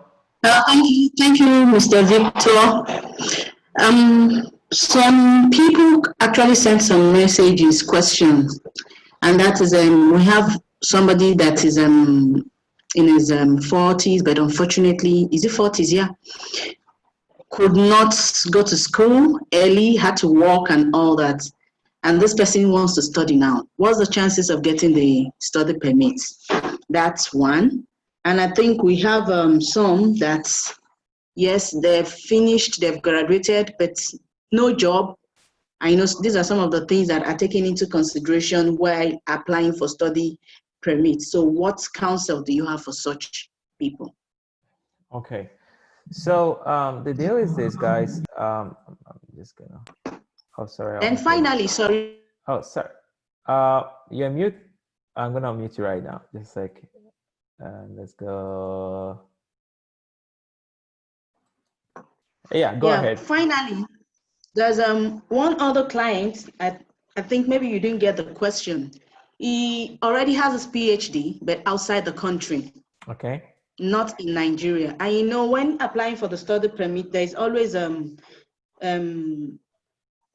your travel history, and you have to explain what you did in each of these countries. What's the chances of such a student getting a study permit for a master's program in Canada? That he already has a PhD and now he wants to do a master's program. What is the chances? Okay, excellent. Thank you so much, Madam Bello. Okay, let's start with the first one. So the first question is someone is 40 years plus, right? And he has never, had a proper higher education, and now he wants to have that. Like I said, once again, all those things boils down to, what you can argue, how you can prove your intention. And also one thing that I've seen, because I work uh, with lots of clients from different countries, I've seen that your country of origin matters a lot. Okay, so a lot of times the first step is for me to go through your application and see if it makes sense to me, because a lot of times if it makes sense to me, then you have more like a 50-50 chances of arguing before an officer, because I pretty much catch some things that they look at for. But if you are above 40 already, I know it's a red flag. It is a red flag as of today, when it comes to study permits. And you ask yourself, what are you going for? Are you going for a master's, a diploma, or let's just say you're going for a diploma? The question is, why are you doing this? Once again, think about it this way, and this is something I used to assess. I always tell clients to assess themselves with this. Ask yourself, if Canada was not offering work permits, if Canada was not offering PR, will you spend X amount of money when you're 40 to come to Canada and study and go back to your home country? That's the question. If the answer is yes, then I'm pretty sure you have a good case to fight. If the answer is no after the assessment, if your reasoning was just based on the fact that you get a PR, and then that's more like a tricky way to understand that there's something wrong somewhere. So at the end of the day, we need to dig out all your tasks. We need to see exactly the whys. It needs to make sense, right? And the officer needs to be convinced, because the officer might, out of 1,000 applicants, only have to give out like 100, right? It has to be the best shots, right, that he's going to give to. So when you assess yourself, think about it in that regards. And the second was a lady or a gentleman that finished school and no job, and wants to go back and work and go back and study in Canada to prove their ties. And that's a tricky one. The question is, why is there no job? And there are different scenarios. Maybe the program you studied was not, is not something that it's of any of economic importance as of now. So will your new program avail you opportunities in your home country, right? If that's the case, you get to find the right products, the right program that would marry you back into the labor market when you return back, and argue why, and say, well, listen, I went to school. I'm going to choose the topic. Like I studied jumpology, we jump everywhere. That's all I studied in school. And now I'm done with school. There's no job for me, right? But as of today, IT is the thing that sells. And this is why I want to go into IT. And in my free time, I have done XYZ. I've volunteered for this company. I've worked for this persons, just to make sure I get the grip on IT. And now I'm so confident that IT is my passion. Do you know what? If you look at this website, it's like my hobby. I do this. These are my profile. This is what I do, right? And this is why I want to master, or I want to educate myself more formally in IT, so that I'll be able to practice in IT, because I think there's more opportunities even without an official diploma or degree. I was able to do XYZ in IT. I just want to advance it so I can go to the next level. And statistics shows that in my home country, IT professionals are paid XYZ, and the employment rate is this high. And that is why if I study here, I have a very good chance and likelihood to come back to my home country and specialize in this. So everything still boils down to, how you can relate this to yourself, how you can argue your case, and that's how I see it. Because at the end of the day, the officers are all humans, right? They have blood running in their veins. They just want to see evidence. Sometimes, you know, it's not going to pass through with them, but just do your best and put in a good shot, okay? So that's it. And the last one from Mrs. Bello was about a PhD student a PhD graduate that studied outside the country and came back to his home country now, and he wants to pursue a program, or he wants to pursue immigration through the study pathway, and you know, he wants to come in as a master's student. Once again, factor in all the other stuff I talked about, the age, the ties, and everything. And when you factor this, argue the why, just like the lady that had no job, okay? What's the connection? You always have to draw a connection with the whys, why you're doing what you're about to do, right? And once you've drawn the connection, it's gonna make lots of sense. If you don't draw the connection, the officer is always gonna see the gap, okay? There should be no gap, okay? You need to argue the why. And I'm telling you right now that study permit is the pathway to PR, but you won't tell that to the officer. Like, oh, study permit is the path of the PR. No, automatically your intent is not permanent, and that's an automatic, you know, kick out for you, right? So the best way is to understand that your intention is always temporal. You know, the yardstick is simple. There's no job in Canada. There's no work permit in Canada. Will I still pursue this? Yes or no? If you can prove it through that yardstick, you have a very good chance at convincing an officer that your intentions are genuine and honest. And that's just, like I said, that's my own personal experience when it comes to that. Madam Bello, that's it? Should I go ahead? Okay. I'm gonna lower your hand right now. Okay, I've waved you. Good. So guys, let's talk about COVID-19. We all woke up one morning to the new reality. I came back from my event in Nigeria. I was in Toronto Airport. I think that was the 15th or so of February at the airport. I saw lots of folks putting on masks. I don't even know what was happening then. And I was like, why everyone just with a mask? I said, no, there's this virus called COVID-19. I said, okay, I don't even know, right? And I came to Calgary, I was home, and in less than a week, just like wildfire, boom, everywhere, we're hearing shutdown. And this has had significant impact on the economy. And also, it has big impact too in study permits, okay? And some things I really want to talk about here that is very important, and I've put in lots of time to research about them, and it might conflict with some of the recommendations some schools, universities, and colleges have been sending out. But what I'm sending you right now is the fact from the RCIC, okay? So when you make a decision, you know what you're doing. I'm going to zoom through this slide quickly and go to the next slide, because that slide have more information what I want to talk about. So like I said, biometrics, you know, 60 days, you're fine. Even if you don't get within 60 days, you know, no worries. You will not be refused on that basis. It's there. And also, same thing with medicals too. If you're being requested to submit medicals and you can't submit it within the time frame, don't worry.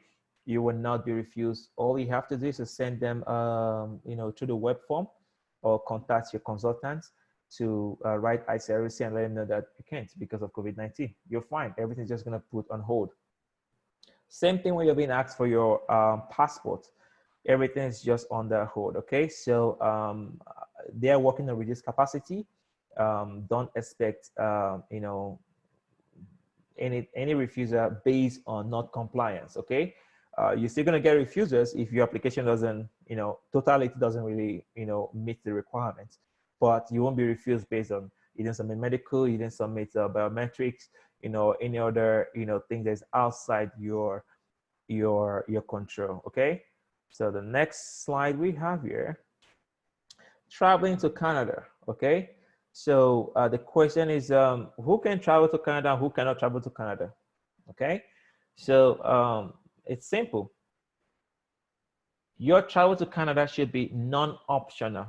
I'll give you guys some examples here. This information, like I say, it's from the government of Canada, okay? It's not my information, it's the government of Canada's information, so it's authentic, okay? So it should be a non-optional. It means that you don't have an option, you just have to travel. There is no option, okay? And these are some of the examples of, non-optional. It's economic service, supply chain, just like, we say bringing in masks from China and everywhere, and we have people flying to make sure that the hospitals get their supplies. Those are all important components, and they let those things happen. They let people travel. Diplomatic trips too, to a great extent, have been allowed into Canada. Healthcare. If you have an urgent surgery and if they don't bring you to the hospital, you're going to die. You want to fly into Canada? Yes, they do pre-approve that. Okay, now listen, guys. If your study permit was approved before March 18th, you can come to Canada. If your study permit is approved today, right now, you cannot fly to Canada. Okay, this is it. Canada has provided an option, and it's simple. If you have an approved study permit, you can study online and you can still be eligible for postgraduate work permit. So you're good, but you cannot fly into Canada right now for studies as at now. You cannot. Okay, you would have issues. I'm very sure most airline will not let you fly. Okay, as at now. Hopefully sometime this month or next month or sometime in the near future, that would ease up. But Canada has passed it till the end of the year, 31st of December. If you study remotely, you still meet the threshold, okay? I'm gonna explain to you the conditions in our next and final slide, okay? If you have your questions, I know you guys are already warming up your questions, so blast me, that's fine, type them. Now, examples of of optional travels that are not allowed. If you're coming to Canada for tourism, you're coming to visit, families for vacation, things like that, they are not, you can't really come into Canada for that. At the end of the day, the onus of proof is on you. You need to prove to the officer that your travel is non-optional. You have to prove. It's on you, okay? So we're gonna go to our final slide for today. So the question is, can I study online and still meet the eligibility clause for postgraduate work permits? So there are two scenarios here. If you're already studying in Canada and you have a valid permit, yes, you can. If you're outside Canada and you have a valid permit, or your application for study permit has been approved, yes, you can. If you have studied online, or you're studying online right now, or you decide to study online sometime in future, and you don't have an approved study permit, you will not be eligible. Okay? So that is it. That's from the government of Canada. Okay? So the big question is, ask yourself this question. If you pay tuition, okay, and you start studying online and they promise you that, you're eligible for it, and your visa don't get approved, well, what happens? Because approving a visa is not just one factor. They look at your finance, ties back home, the program that you're coming to study, your argument, your intentions, everything has been assessed. Criminality, everything has been assessed. So the mere fact that you're studying online does not give you a waive. You can study online. The school wants you to study. You can study. It's your own. You decide if you want to study online or not. But at the end of the day, for you to be able to get or qualify for that program, to be qualified for a PGW, you have to get your study permit approved in advance. That is it. That is based on the government of Canada, and that's the fact. Okay. So if you guys have any questions, I'm here. This is a live slide for today. I'm here to answer your questions. Bring it on. And Madam Bello again. I'm gonna unmute you. Hello? Yes, thank you for that last slide, because sometimes early this month or late last month, one of our students, I think it was an misinterpretation of this particular clauses that came out by Yes. the Canadian immigration. I don't Okay. know where they got it from, and I think it's good you put some clarity on that. They can study online, and it guarantees study permits afterwards. Is that true? No. Is there any way, anywhere it is written? That what? If they study, they can get their admission now, study online, and that will kind of guarantee their study permits. Nope. That's false.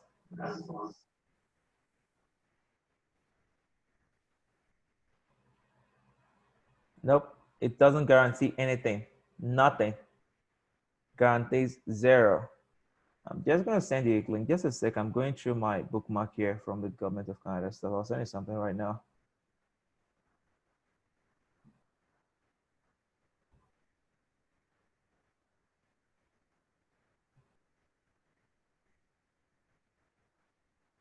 Okay. So guys, I'm going to send you guys on the public chat right now a link. Okay. And let's go here. Boom. Okay. So that's a direct link to and under this link, look for that subject matter because it's just a long one. Scroll down, you'll see all the conditions for you to be qualified. Okay, so they have pretty much 4 conditions. Okay, the first one is study permit holders who are already started studying in Canada. So if you see, it's always study permit holders. Okay, and the second one, study permit holders who already begun their studies and they left, right? The third one is study permit holders who are already in Canada to start their program in May or June 2020.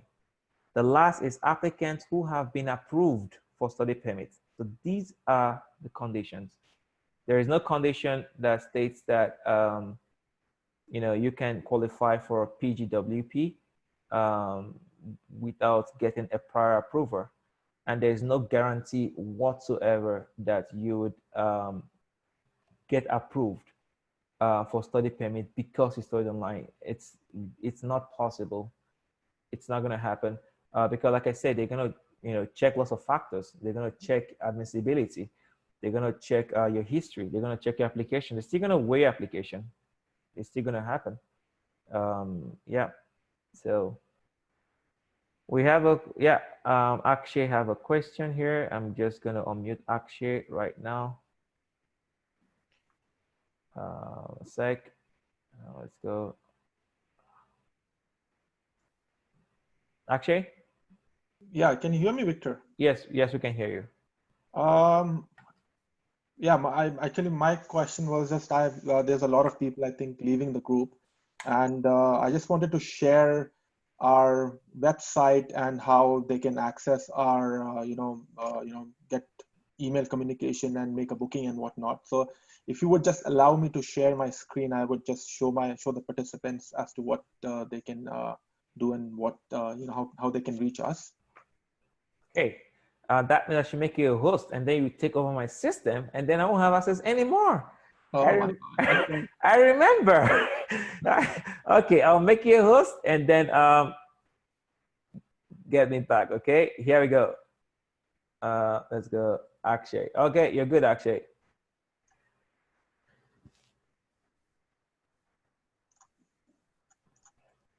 Okay, let's see. Okay, so that's good. Give me 1 second, let's go. Okay, so I just want to show you our Facebook page and how you can access our Facebook page. So if you type WayMaker Immigration Services on the Facebook, you can see, oops, that's too long. Yeah, you can see the Facebook page. You can make the appointments there. You can post comments and whatnot. And then you can also visit our website, mywaymaker if you just type my WayMaker on Google, it'll show you my WayMaker immigration. It'll show you our, okay, so my WayMaker, and it'll show you our immigration page. So if you type my WayMaker, it'll take you to our page, WayMaker Immigration Services. And you can visit our sites. You can look more about our services, what all services we offer, what all information is there. You can contact us using the site itself. Just type your queries and we'll get back to you. You can even reach us by WhatsApp. Our number is here. So this is our number. I'll put it on the chat itself. You can also email either hello@mywaymaker.com or victor@mywaymaker.com. If you go to the contact, it tells you about all that information. If you go to the bookings section, you can make appointments for there. What type of consultations do you need, and you can pay online. And anything, you can just shoot us an email, quick email, and we do try to get back within 24 to 48 business hours, and we will be able to help you out. So just to show you how you can access our services, how you can access our website, and what all is available. Just a heads up for all the participants. Yeah. So Victor, I'm going to give it back to you. Okay. Just want to thank all the participants for being here today. It's been a roller coaster for some of us in the last couple of months. So just stay safe. Just be safe wherever you are. And for all your immigration needs, just like I said, just shoot us an email and or just contact us on WhatsApp, and we'll try to get back to you. Okay. So thank you for coming today, and hope you guys have a good evening. Yeah. Okay, I'm going to give it back to you. Yeah. Okay, Akshay, we see have some folks left here. Excellent. Also, let's see. Oh God, Akshay, give it back to me. Yep. Give me. Let's go. Let's see. I'm still waiting for Akshay to pass me. Yeah, just hold on. If you would, yeah, now I can give you. Okay, thank you, Akshay. Let's go here and share this one. Okay, and also I want to take this opportunity to thank Mrs. Bello of Edu-Consults. She's been doing a great job with her, recruitment and career advice. And also, I would love to pass this to her so she can say a few words, because we've pretty much come to the end of our day here. Akshay, pass it to me. Did you? Yes, you did, I guess. Just one sec, guys. Let me navigate this. Okay, let's go. Okay. Oh, just one sec, Madam Bello. Okay, Madam Bello, I'm going to make you the host now, and then you can say a few words, okay? Okay, here we go. Okay. Okay, Mr. Victor. Now post-COVID, what is your counsel for Nigerian applicants? Understanding that in the time past, Nigerian applicants, especially students, the conversion rate, that the study permit conversion rate has been so minimal. So with what you are seeing presently, do you think we still have chances of increasing the percentage of study permit approval post-COVID? So the thing about it is, Madam Bello, can you pass me back as the host so I can mute some persons here? Wow. So I think all you have to do is to click my name. Yeah. And say host. Yeah. And then I will be the host. Okay. Yes, excellent. I think that's it. So the truth of the matter is we know that international students contribute lots of money to the education system here in Canada. It's a known fact. Everyone knows that. It's a known fact. So I don't expect immigration to slow down when it comes to study permits. It will not slow down. I don't foresee it. In fact, this is the time Canada needs more students, more international students than ever. You know, that's how I see it. Before COVID and even after COVID, applicants always have to prove their intent, and that's a big, that's a big pile of the cake here.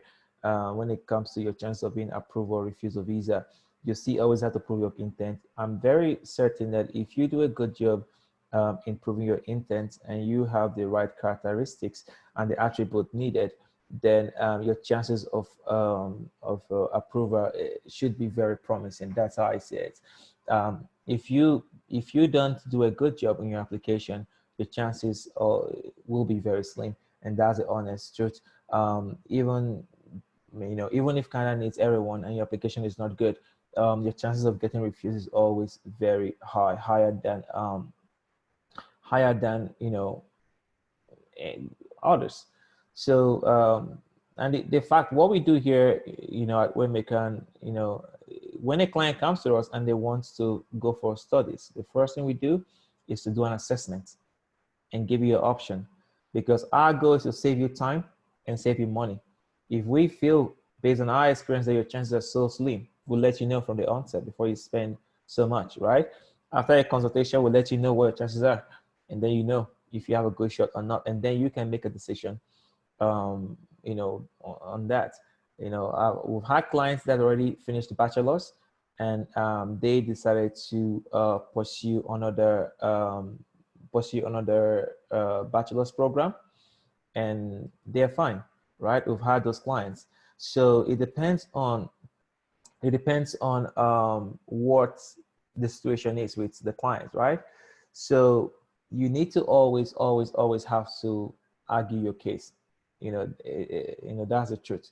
Okay, that's the truth. So post-COVID, it's still gonna be pretty much the same or better. It will not be worse. So it's either gonna be status quo, or it's gonna be way better.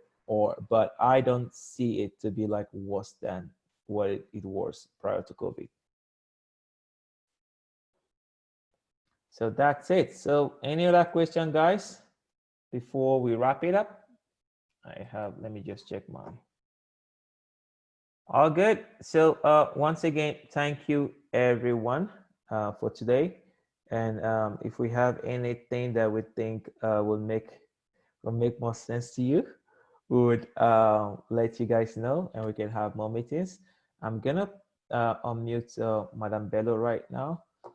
I guess she has something to say. Let's go here and let's go to, okay, participants, and let's go to Madame Bello, unmute. Sorry, okay. I think I was seeing some questions here that you've not responded to. And there's this person asking about, though the person did not type it. Let me just see. Okay. The online, that was the first question then. Just a second, because I think I copied everything out. Somebody asked for programs that qualify for post-study work permit, and how long is post-study permit? And somebody asked, can my agent and immigration consultant work together to process study permit from home country? Okay, so let me just keep scrolling down to get you the. Yeah, let me answer that question. Then we'll go from there. So first and foremost, if you have an agent that has partnership with schools, of course they can get you admissions from those schools. Okay, they can get you admission, and if you have to apply for a work permit, for a study permit, your agent, if they are licensed to represent you, they will. If they are not licensed, they would either let you know so you can do it yourself, or they can recommend you to a licensed consultant that can assist you with that. A consultant would only make sure he or she is chatting with the clients, develop that relationship. And I always tell applicants that, because your agent just tell, oh, there's a consultant working on your paperwork. No, you should always have an access to your consultant, at least have a chat with them and know what's happening and go from there. And your agent will, coordinate with your consultant will coordinate with your agent to get like relevant information and so on and so forth and communicate that with you and then pursue your application. So when it comes to immigration with ICCRC, your consultant will be the guy communicating with the school. Of course, your agent can liaise with the school. Then another question was, can a pregnant woman apply to study? Once again, think about the threshold. Like I said, why are you coming to study, right? Will you be able to manage? They won't refuse you and say, oh, you're being refused because of you're pregnant. They'll never ever say that. They will look for something else to refuse you on. It's all about your intent. You need to prove that your intention is to study and not to give birth so the child becomes a Canadian citizen, right? So there's a very fine line there. So it's gonna be hard because even for you to, the last phase of a study permit application is medicals. If you're pregnant, you cannot do X-ray, so you can't even go for medicals. So all they're gonna hold on to whenever you're done, and then you can go for medicals. If you're pregnant, you wouldn't do medicals. So on that note, if you don't have medicals in the system, you have to do medicals, and they won't do your medicals until after your pregnancy. And one other question, person asked, what are your prices for admissions and visa applications? Okay, that's a private discussion.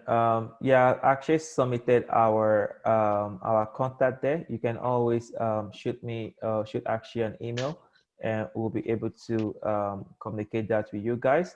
I'm looking for a link to send to you guys now on the schools in the whole of Canada that are eligible for postgraduate work permits and the DLI schools. Okay. I'll give you guys this because you guys have been here like way too long. So this is like a supper. So, okay, I just pasted it. Like, as you can see, all my references and all my pasting and all the information I share for you guys always come from one website, which is canada.ca, okay? It doesn't come from, I know Canada.com or Canada is my place or whatever. So your source is very important. When we make submission for clients or when we refer to the law, we're referring to the Immigration Act, which is the law that governs immigration. We don't just use journals and magazines, right? When we do case law, we refer to Canadian cases of immigration, right? To argue our case laws. So always, do the needful and do your research, okay? So this link will help you guys so much, okay? So look at it. Look at the school and make sure that it meets the requirement. You can select by your province and type the school name, and you can see everything. And also great for agents too, right? So if a school is trying to sell you, their school, make sure that their school is in this list. If it's not there, nope, that's a red flag. Thank you so much, everyone. I can see lots of people saying thank you. I really appreciate the fact that you guys are out here. It's simple. I just want you guys to make the right decision and to understand that it doesn't matter if you use me or a lawyer or do it yourself. No one can guarantee you a visa success. No one can guarantee you, but a good representative would give you an honest opinion on what your chances are. Okay, no one can ever guarantee you that. It's illegal to guarantee something that you don't have control over. Okay, so I'm here just to guide you guys, support you guys, and give it the best that I can. Also, I'm just going to type my our Instagram page here because sometimes I have like flash on Instagram, so you guys can follow us on Instagram. It's simple. My WayMaker can. So I try to make all this so easy for people to remember. So that's the Instagram, my WayMaker can. So yep. So that's it. You can always follow us there, and that's it. If you have any question, guys, shoot me a private mail. You have Madam Bello's contact there. If you have any admission related questions, I'm very sure she'll be happy to help you guys out. Okay. On this note, guys, thank you so much. Okay. Yeah, you have one more thing?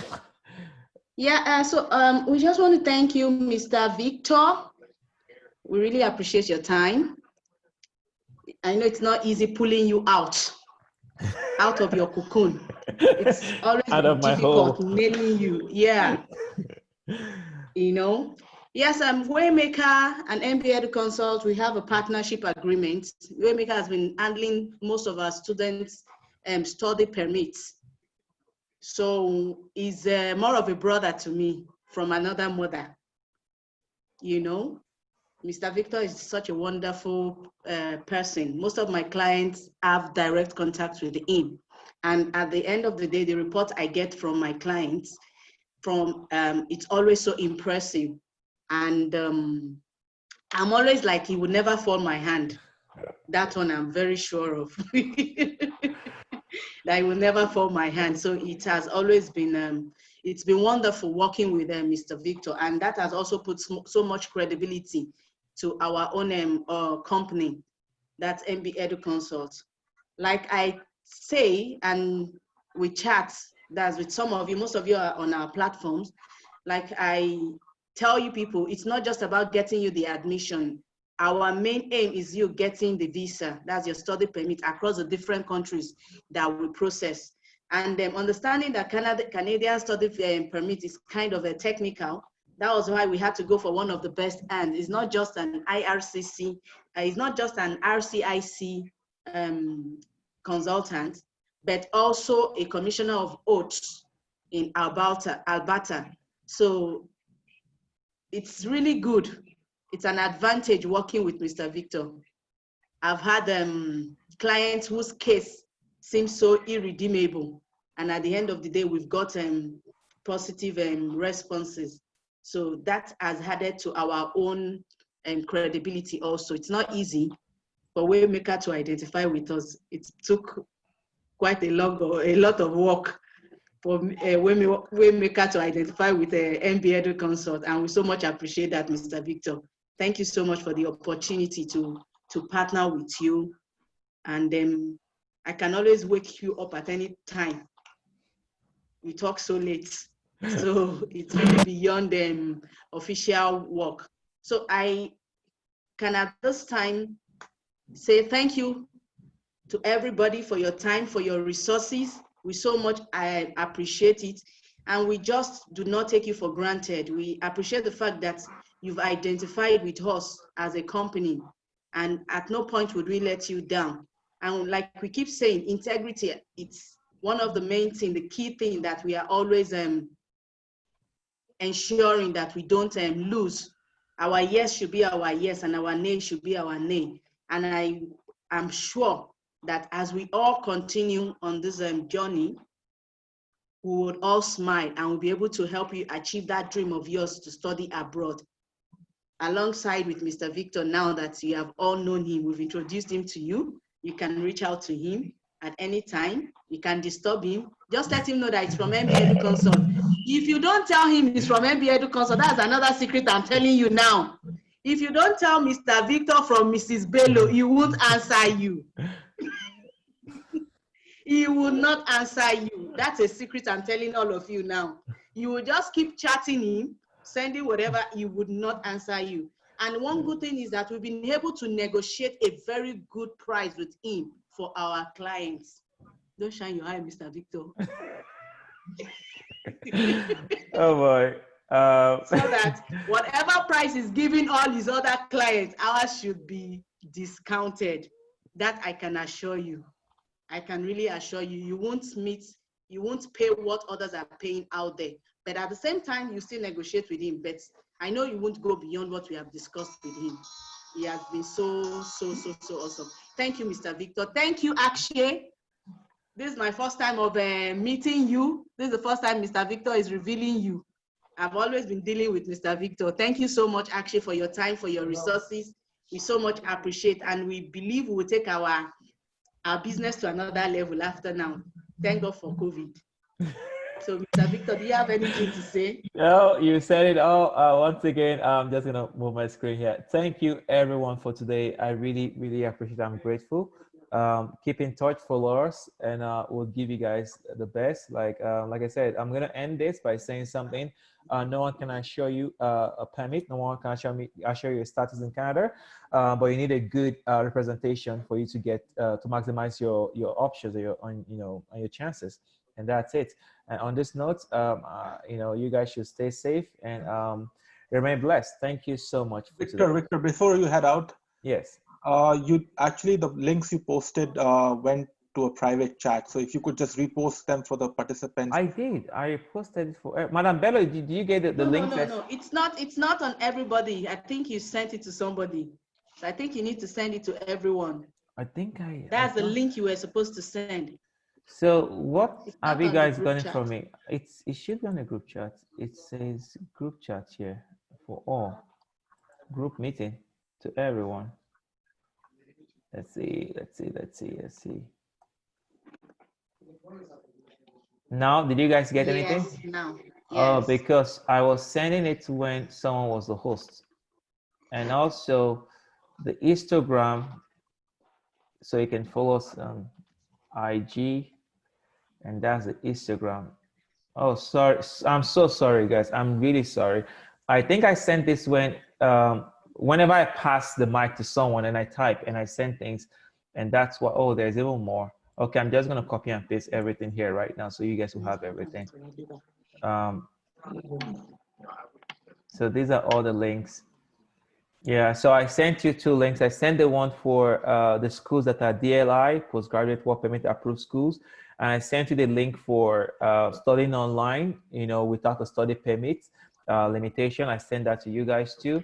And I sent you our IG link. And then I think that's about it. And I actually sent the other link. Yep, I think that's what's this? Coronavirus. Okay, I'm gonna send you guys this one too.